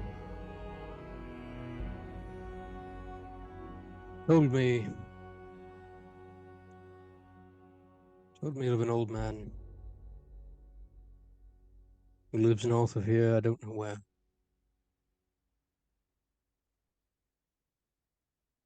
He said he mentioned something to you, Taz, about him. You met him once. I don't know his name. Yeah, so I'm supposed to seek him out on the way to Elturel. If you can, do so. You may know something. If anyone does, he seems to be the type to know.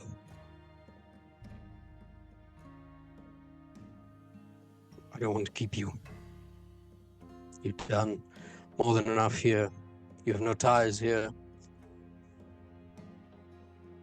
Thank you for all that you have done. I will do what I can, as I always do.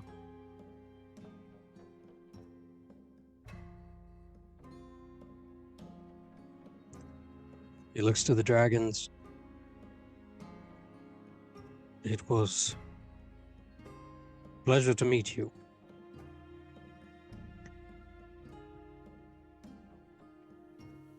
He seems Maybe pops up rather and proper uncomfortable saying it to dragons, but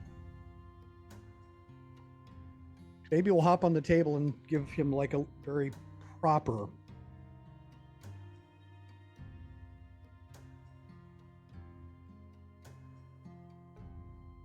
magnificent creatures. When you aren't burning down villages, it would seem. And he kind of reaches out tentatively and goes to scratch underneath baby's chin. Oh, she is fine with it. Born for it. Supposed to be adored. Good luck, all of you, and thank you. I hate to be abrupt, but I have matters to attend to.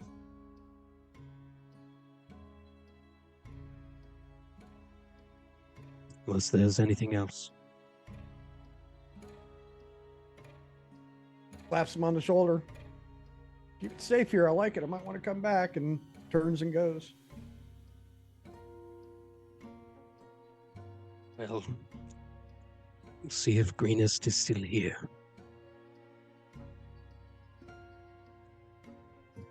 Sure it will be, sir. Stay in the light. I turn and leave.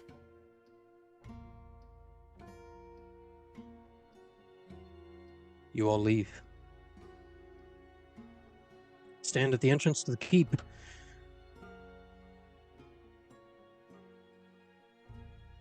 Anthar looks to the three of you. Well, I don't want to impose myself upon you, but should you so desire, I am also headed to Elturel per Leeson's request. Oh, more the merrier. Asked, wonderful. We'll share many a story, including what just happened yesterday. I want to hear every detail of that creature in that battle. I want to hear it all. And he hops up onto his horse, a beautiful white stallion as he heads off with the three of you into the green fields to the north.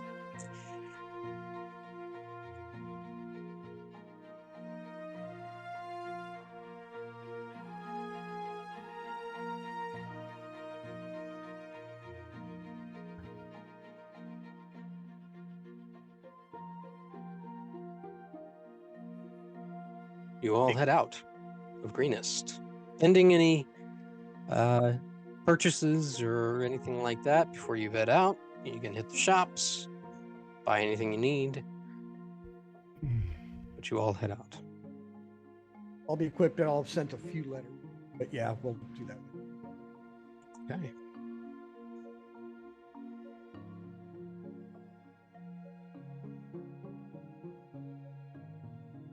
And there's that.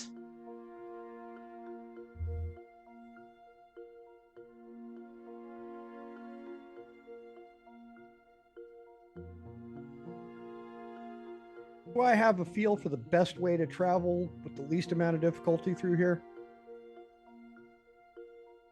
You do. Because I came right, this is the way I just came here. Correct. Yes. So as you guys are navigating, you kind of like, are between and in the valleys of these large hills. Is the best way and the least cumbersome way, especially for horses going up and down the hills.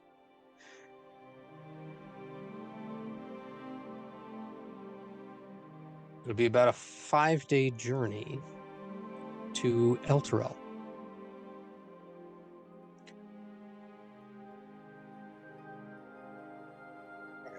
You guys travel straight on. You stop. Did you do anything in the first day? Anything in downtime? Anything on the horses? And conversations you have with each other? Anything in the first day as you guys go through? I'll be talking to Ulthar. Is that it? Onthar. Ulthar. Mm-hmm. When I'm not out, normally I ride out ways separate, just kind of keeping an eye out on everything, including everybody. Yep. But then I'll ride back and check in with him and just trying to chew the fat. Just picking his ear about what he knows. Because I've heard of the Emerald Enclave and I know it's Rangers, but I don't know its place in the world, if that makes any sense. He dives into a full whatever he knows, which essentially is the Emerald Enclave, as far as I know, is it mostly consists of druids and the occasional ranger. They are of the wood. To my humble opinion, bunch of hippies, tree huggers, but they have their part in the world. Their main concern is with the balance of things, which I can relate to. The balance between nature and civilization. There have been times in the past when the Emerald Enclave has been an enemy of ours, as they will full force in all the power of nature go against civilization when it rises too above its station. It starts to take over too much of nature. And conversely, they will also go against nature when it starts to take its toll on civilization. Very, very eclectic group, from what I understand. They will take the side that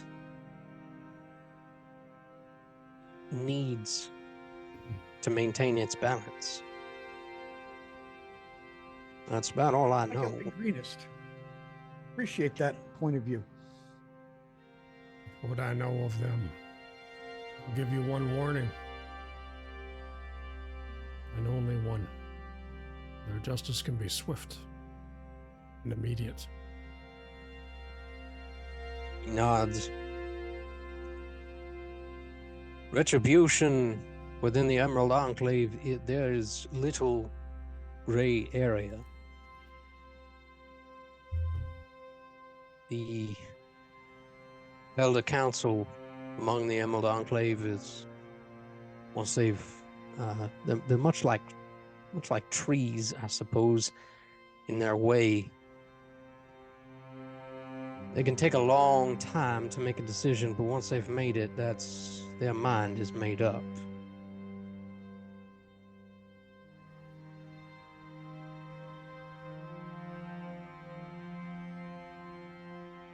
Meet some of these guys.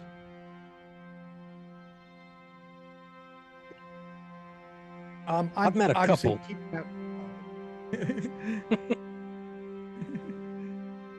Forward to it.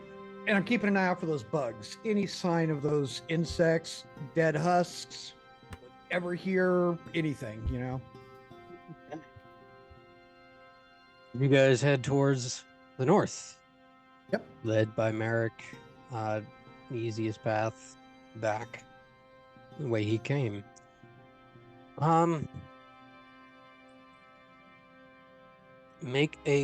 Everybody make a perception check. Okay. Yeah.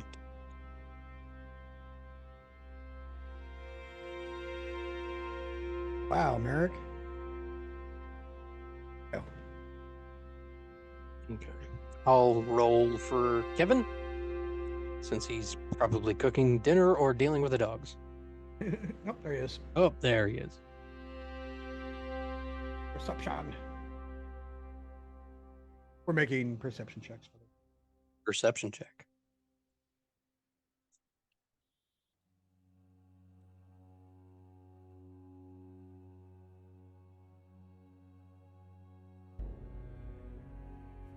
Okay. Taz and Umari. As you guys settle down for the night, the sun starts setting, and during your watch, Umari, you notice 1, 2 purple glows off in the distance. Whoa. The same tiny little glows that you've seen before. Taz, during your watch in the night, you notice 1. Just the 1. They are there.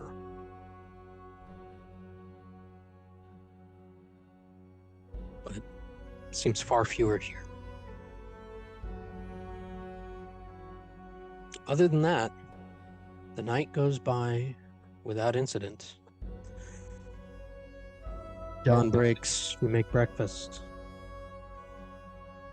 Pack up. Push forward.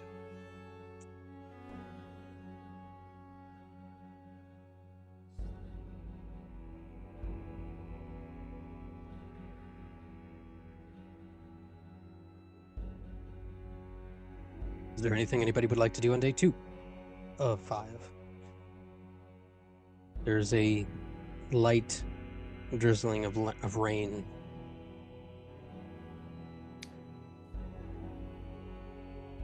If I find some big game while I'm out, try and hunt.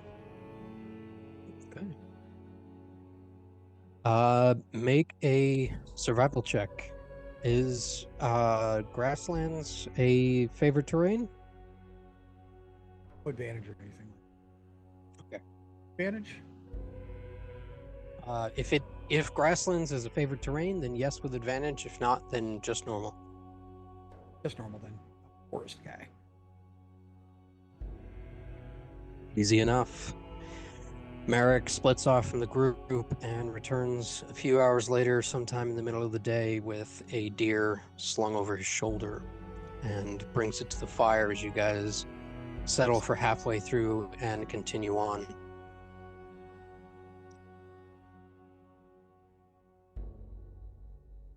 You guys have, Let's get a fair share. but with your knowledge, Merrick, I would say that you can, butcher this and parse it out. All of you can add 3 one-day rations each to your inventory.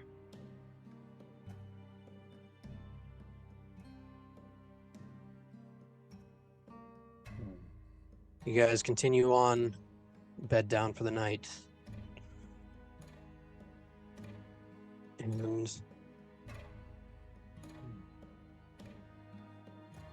everybody make perception checks for me, please. Assuming that you're all 3 taking a watch each.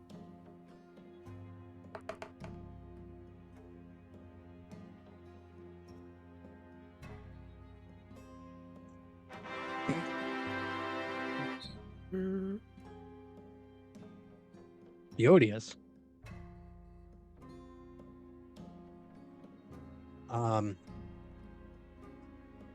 Amari, nothing happens during the night.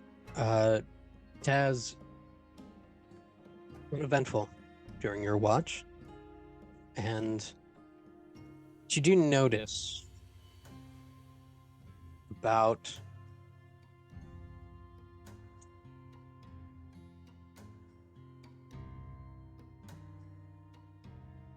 that far away, about 16 or so miles, 15 miles up at the top of the hill, a small light in the darkness, like candlelight. Merrick, in the open fields of the grasslands, you notice this as well during your watch in the night. You all wake at dawn.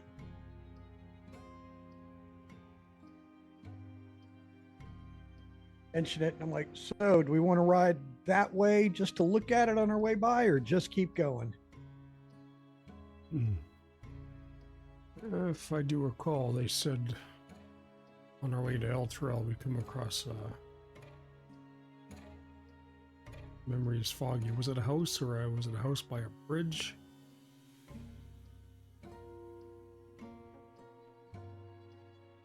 Wait, oh, maybe a... You let me think on that for a second.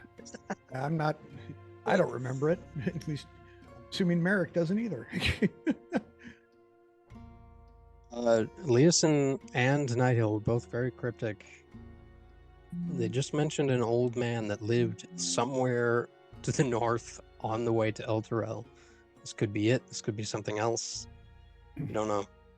They didn't mention anything about a house in particular around anything or anywhere. Would have Merrick known cabin versus campfire versus house, or or is it just a flickering light? With that perception check, you distinctly catch this even from that far away, but because of the openness of the green fields, it's very much like the light coming from inside a building. It had a shape to it. Right. I explain. I'm like, it's a building of some kind, or it's a window, not a campfire.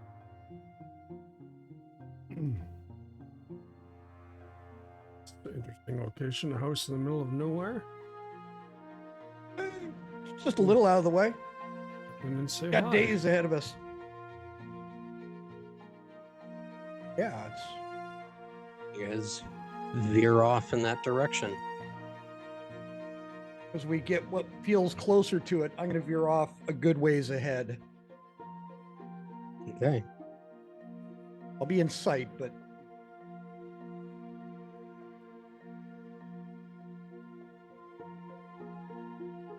You guys trudge off that way with the horses, and as you get closer, climbing up the hill. As you go, the grass gives way to trampled grass or walked on grass, which then gives way to a dirt path leading up the hill, which widens and widens.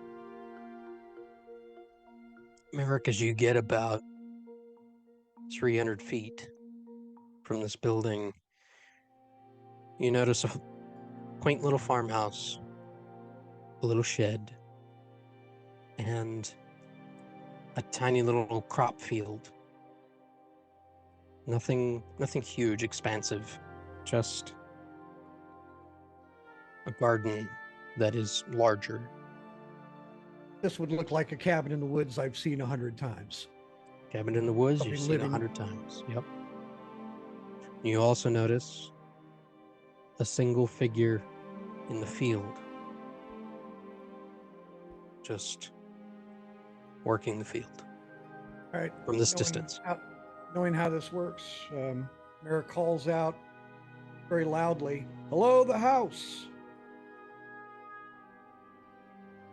From this distance, the figure stands up and just raises a hand and beckons you up and just All keeps right, telling the field. I wave them forward, and they see me just kind of going towards this guy. You know, Okay. behind me sees that.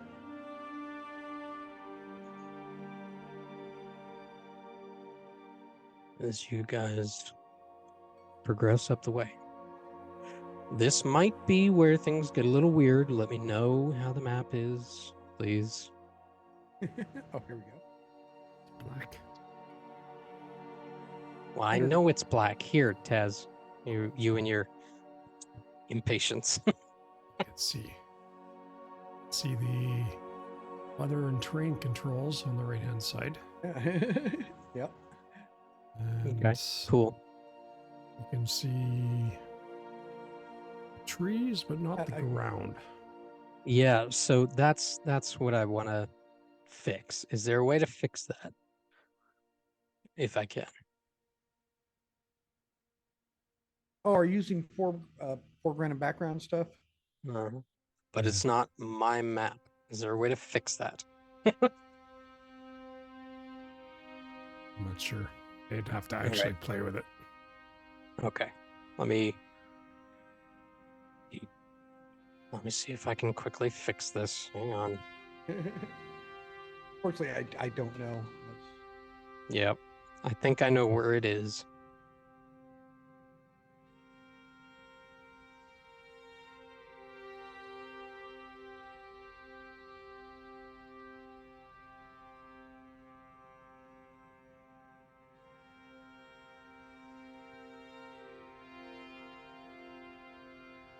Now Bailey's maps, I think, just got updated, so that might be a V11 versus V10 issue as well.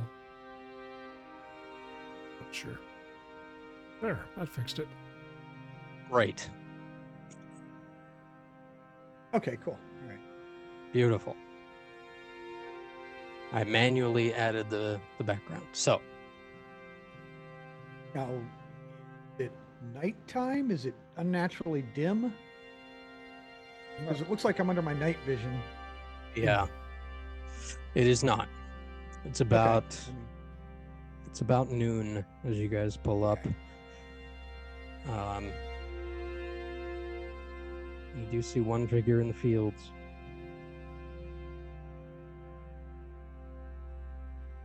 Politely making my way over to him, not acting shady or anything. Mm-hmm.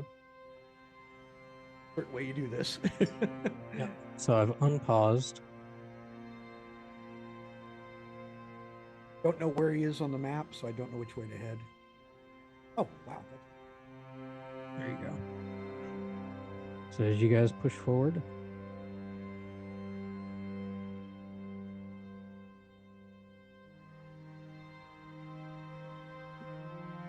There's one figure off in the distance.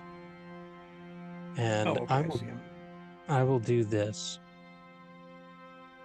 Just because in this particular space, as you guys get closer, there is something odd as you get closer and closer to this little farmhouse. It's a weird feeling. You're not quite sure what it is. But there's something like the hairs on the back of your neck stand up as you enter this space.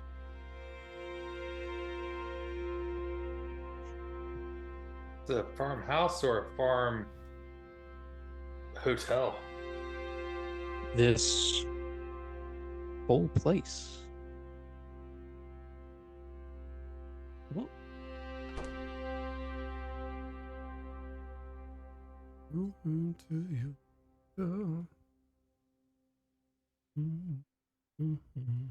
Familiar to me at all? Rain, this atmosphere? It is not. Nothing like Sylvan or Goblin or Nope.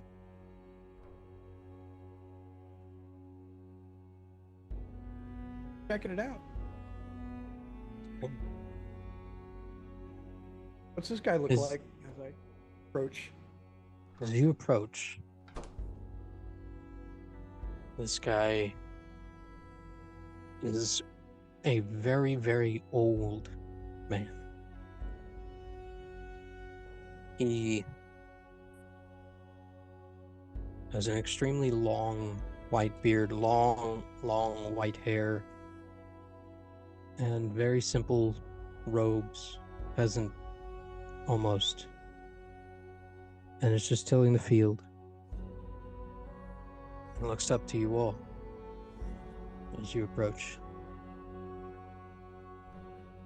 There is food inside for you. He's looking at the dragons first, and then looks up to the three of you and you. I will be in a moment. I'd just like to finish this row. And goes back to tilling.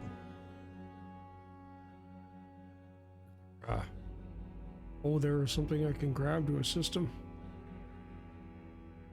You look around real quick, right up, leaning up against the shed off to the right there.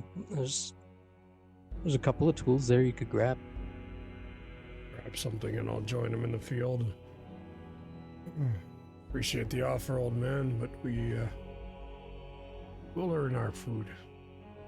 Start dealing with him. Taking the cue, Merrick says, puts the Velocinar down. Go with baby. You guys go inside. Take the other one with you, and I grab another tool and I start helping too. Okay. Good call, buddy. I will say Good that guy. the three dragons, you all smell wafting from this house. Amazing smells. Like the scent of food from this house is incredible. I smell something yummy. I know how to treat dragons here. Let's go. But Amir's gonna take the dragons in with the. I'll meet you guys inside. You guys can help him. That guy looks very, very familiar, by the way. And he's gonna walk inside with the dragons. So, you guys, Umari heads inside with the little dragons. There's two Okay. Valasnars. We will get rid of that. Okay. You all head inside.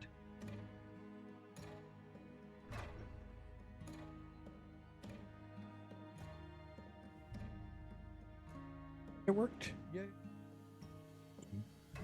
Yay. And follow your noses through a simple yet what the hell is going on with that? I'm gonna guess you don't have the levels module installed. I should. Yeah. All right. I double Put that check room- that. I'd like to investigate every bedroom on the way to the smell. There we go. Yeah. Okay.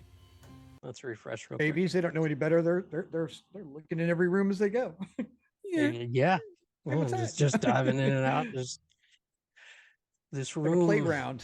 as you enter in, is very, very simply furnished, but with exquisitely exquisite quality. It's not ostentatious. It's just extremely well made and expensive stuff. You see along the walls, whoever this man is a collector. It would seem, Umari, and to Baby and to Valisnar. As dragons, there's an appreciation for this man's collection. As you look on the walls and see a shield, a little figurine, you see a beautiful painting, you see all these little knickknacks very, very organized and arranged in a very particular way and on display. You see a cabinet that is like a glass curio. You see all baubles and things laid and set in little pieces. And you see one book laid on a pedestal, a mantle in this glass case that is closed. Very, very ornate leather-bound book. Was this a out of character? Was this a location that was just on our way? I don't, or was this where we were going? I don't recall. This is where we're going. This is where I assume there's food in here. Yes, there is. There is Baby Valisnar and Lofoten all notice that in this corner of the room, on the floor, is laid all manner of meats. As you guys enter this dining room and proceed past the living room, down the hallway, following the smell, there is porks, turkey, venison, fish, all manner of meat laid out on these plates on the floor. Umari, as you turn and see the dragons just dive into that, you look at the table set before you. This is a table set for kings. You see turkey, you see mashed potatoes, baked potatoes, cranberry sauce. You see like a Thanksgiving-esque meal set for kings on this dining room table. Okay, and that book in the case, it was in this room, or was it on the way into this room? It was on the way into this room above the wine Over there. set in a little glass case above up on the shelf. Okay, I'm gonna tell the dragons. So all the food is on the table. The food is on the table, and there are 4 places set. All right. There's a place set on the floor for the dragons. Okay, so I'm gonna tell the dragons, your food is, and I'll point down to the floor and I'll say, enjoy your meal. And then I'm just gonna go look at that book, and I just want to see if I can. Baby rips off a chunk of meat and follows him. Mhm. And as you hear her voice in your head telling you what she's doing. Okay.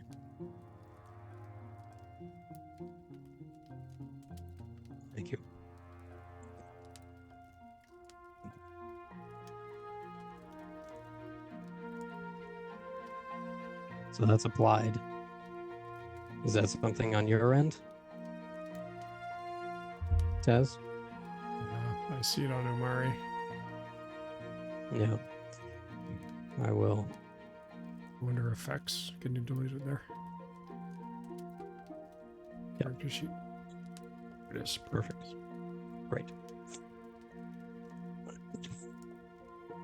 There we go. So baby, you grab a few chunks of meat and just toss it down and then meet Umari in the room? Is that what I follow. baby's Yeah, doing? Okay. she's dragging a hunk of meat with her, and she's gonna eat and see what he's doing. Okay. And she's gonna keep Taz up to date with what's happening. All right, great. So Taz, you see Umari flash in your brain just a second, as it's like a still image of him reaching up and looking at the book. Do you pick it up? No. Omari? I'm just no. You're just looking. I'm Just just looking looking closer at at the the book. cover. Do I recognize the title? Can I read the title? Or is it open? You can read the title on the top part and the bottom part, and it says Durgal Ciencia. This is Draconic. It's translated weird in your mind. It's like someone who speaks French talking to someone who speaks French Canadian. There's you can hear the translation, you can see the translation in your brain, but it's different. There's something off about it. Essentially, it translates to dragon science, or the science of dragon. Okay. I will pick it up. Okay. And I'll open it up. And I'm gonna look at baby, and I'm gonna put my hands. Shh! Don't tell. She is immediately telling.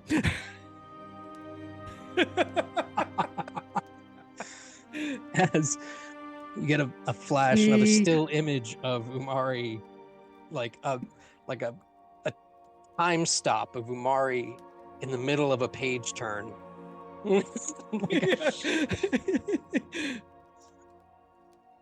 As you are tilling the field, we'll cut to you, Taz, and Merrick working the fields with this old man. He doesn't say anything in this time. Do you say anything to him? My God, these are the fastest growing plants I've ever seen. 1 second it was fallow. Second it was all the plants living and fertile. Amazing. There is much magic in this world that we do not understand.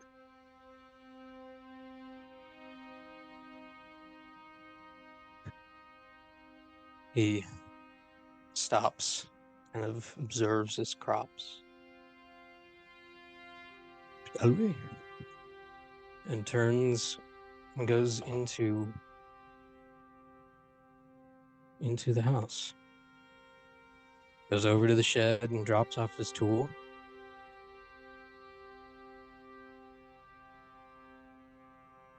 And makes his way in.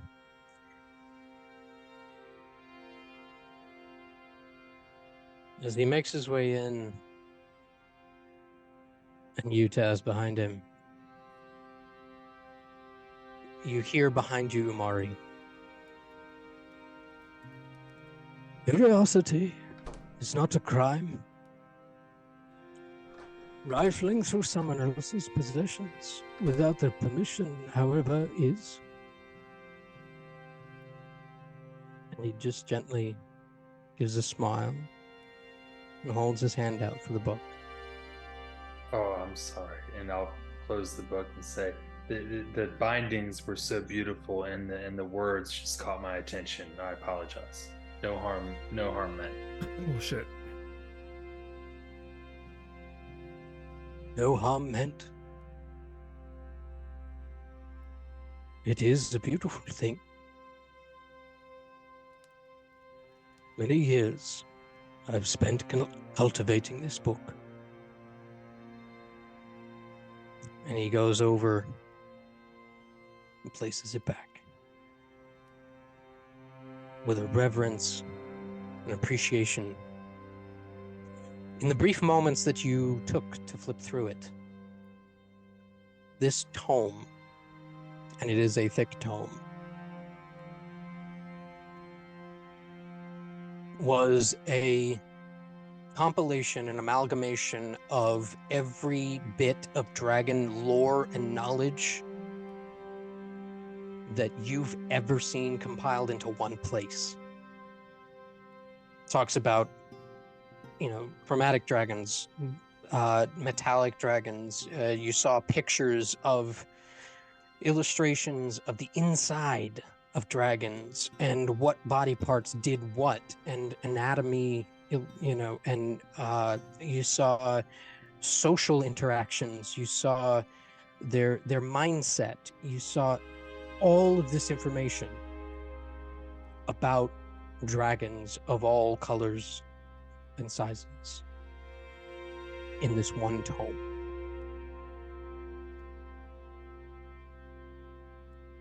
He pushes back into the dining room and goes and takes a seat.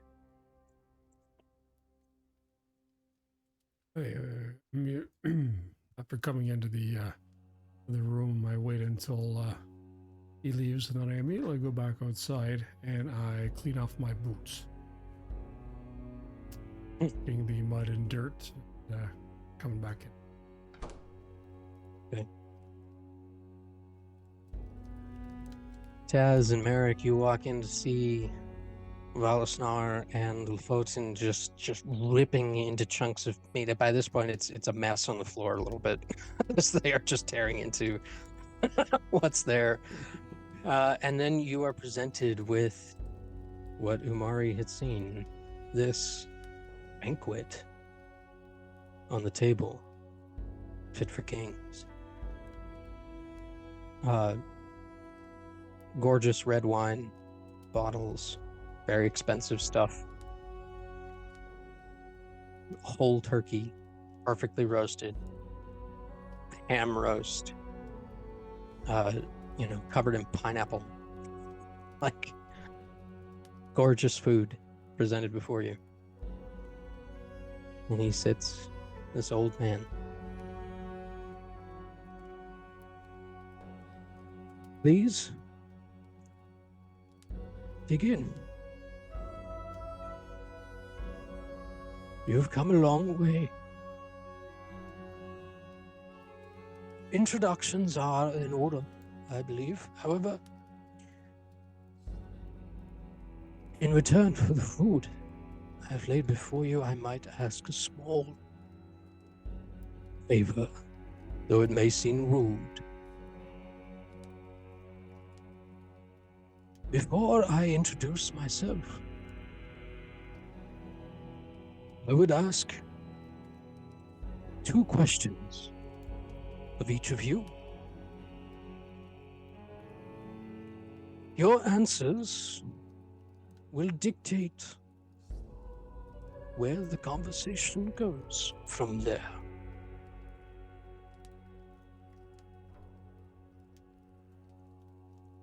Eric, looking at this food, and I assume it looks really good. This is probably one of the best meals in front of you that any of you have had. This competes with mom's food at home. Absolutely. In a different way. No one can top mom's food, but it's different. But really, just as good. So I just got to be honest, answer some questions, and then I can eat. You can eat and answer. The food is yours regardless. Oh, and Merrick just sits down and starts eating whatever's closest. Shoot!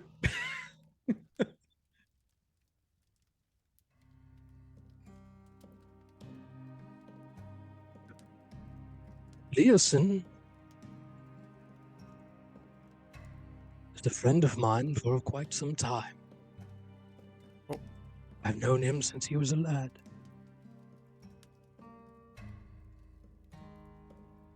He pauses, seeing the look on Taz's face. Isn't he with us? Leosin? Yeah, who is it that joined us? Oh, we've got Paladin guy. Yeah. Yes. Going to meet Yes. Leosin. Meet Leosin. Antar. Thank you. Antar is with us. We're off to meet Leosin. Antar is with you.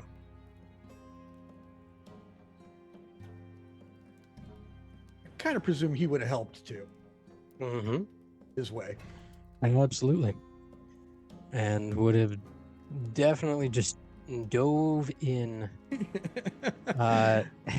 without reservation.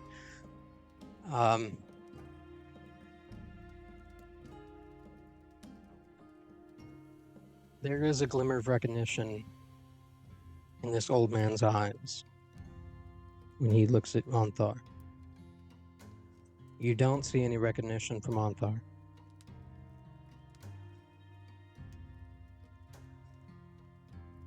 This old man seems to be very fixated on the three of you.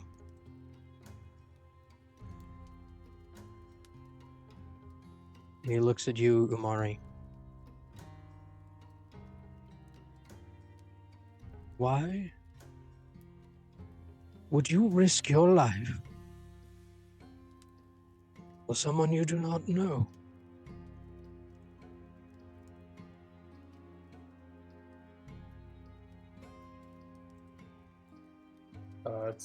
That's a good question. I feel like I have to. People risk their lives for me. It's return the favor, I guess. I'm not 100% sure. It's just a feeling.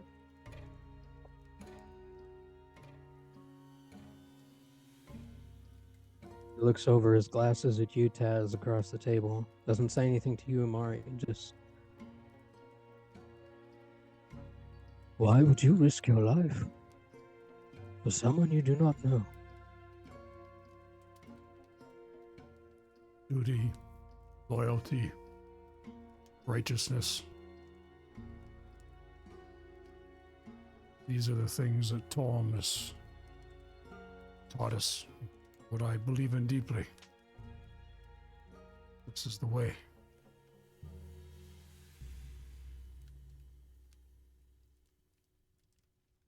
He turns to you, Merrick. What of you? Why would you risk your life for someone you do not know? Somebody has to do it.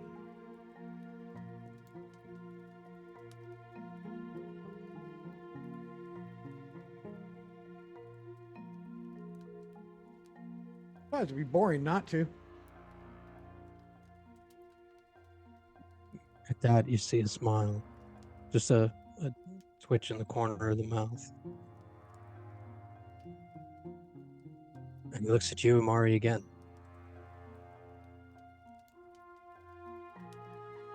The second question, much like the first.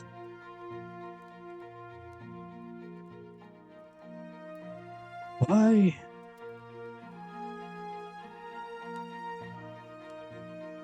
He pauses and rethinks. If the entire world was burning, and all within it, would you give your life willingly to save everyone else, all the people you do not know?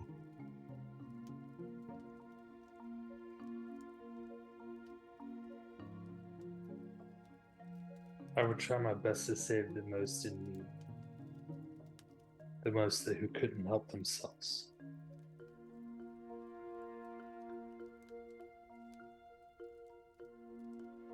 You?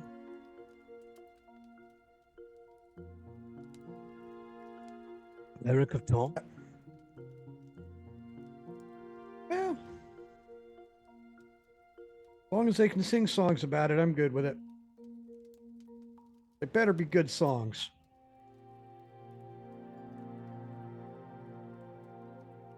Looks back to Taz. Well, the outside of me thinks probably not. But if we're being in all honest, I'd probably lay it down for even one innocent.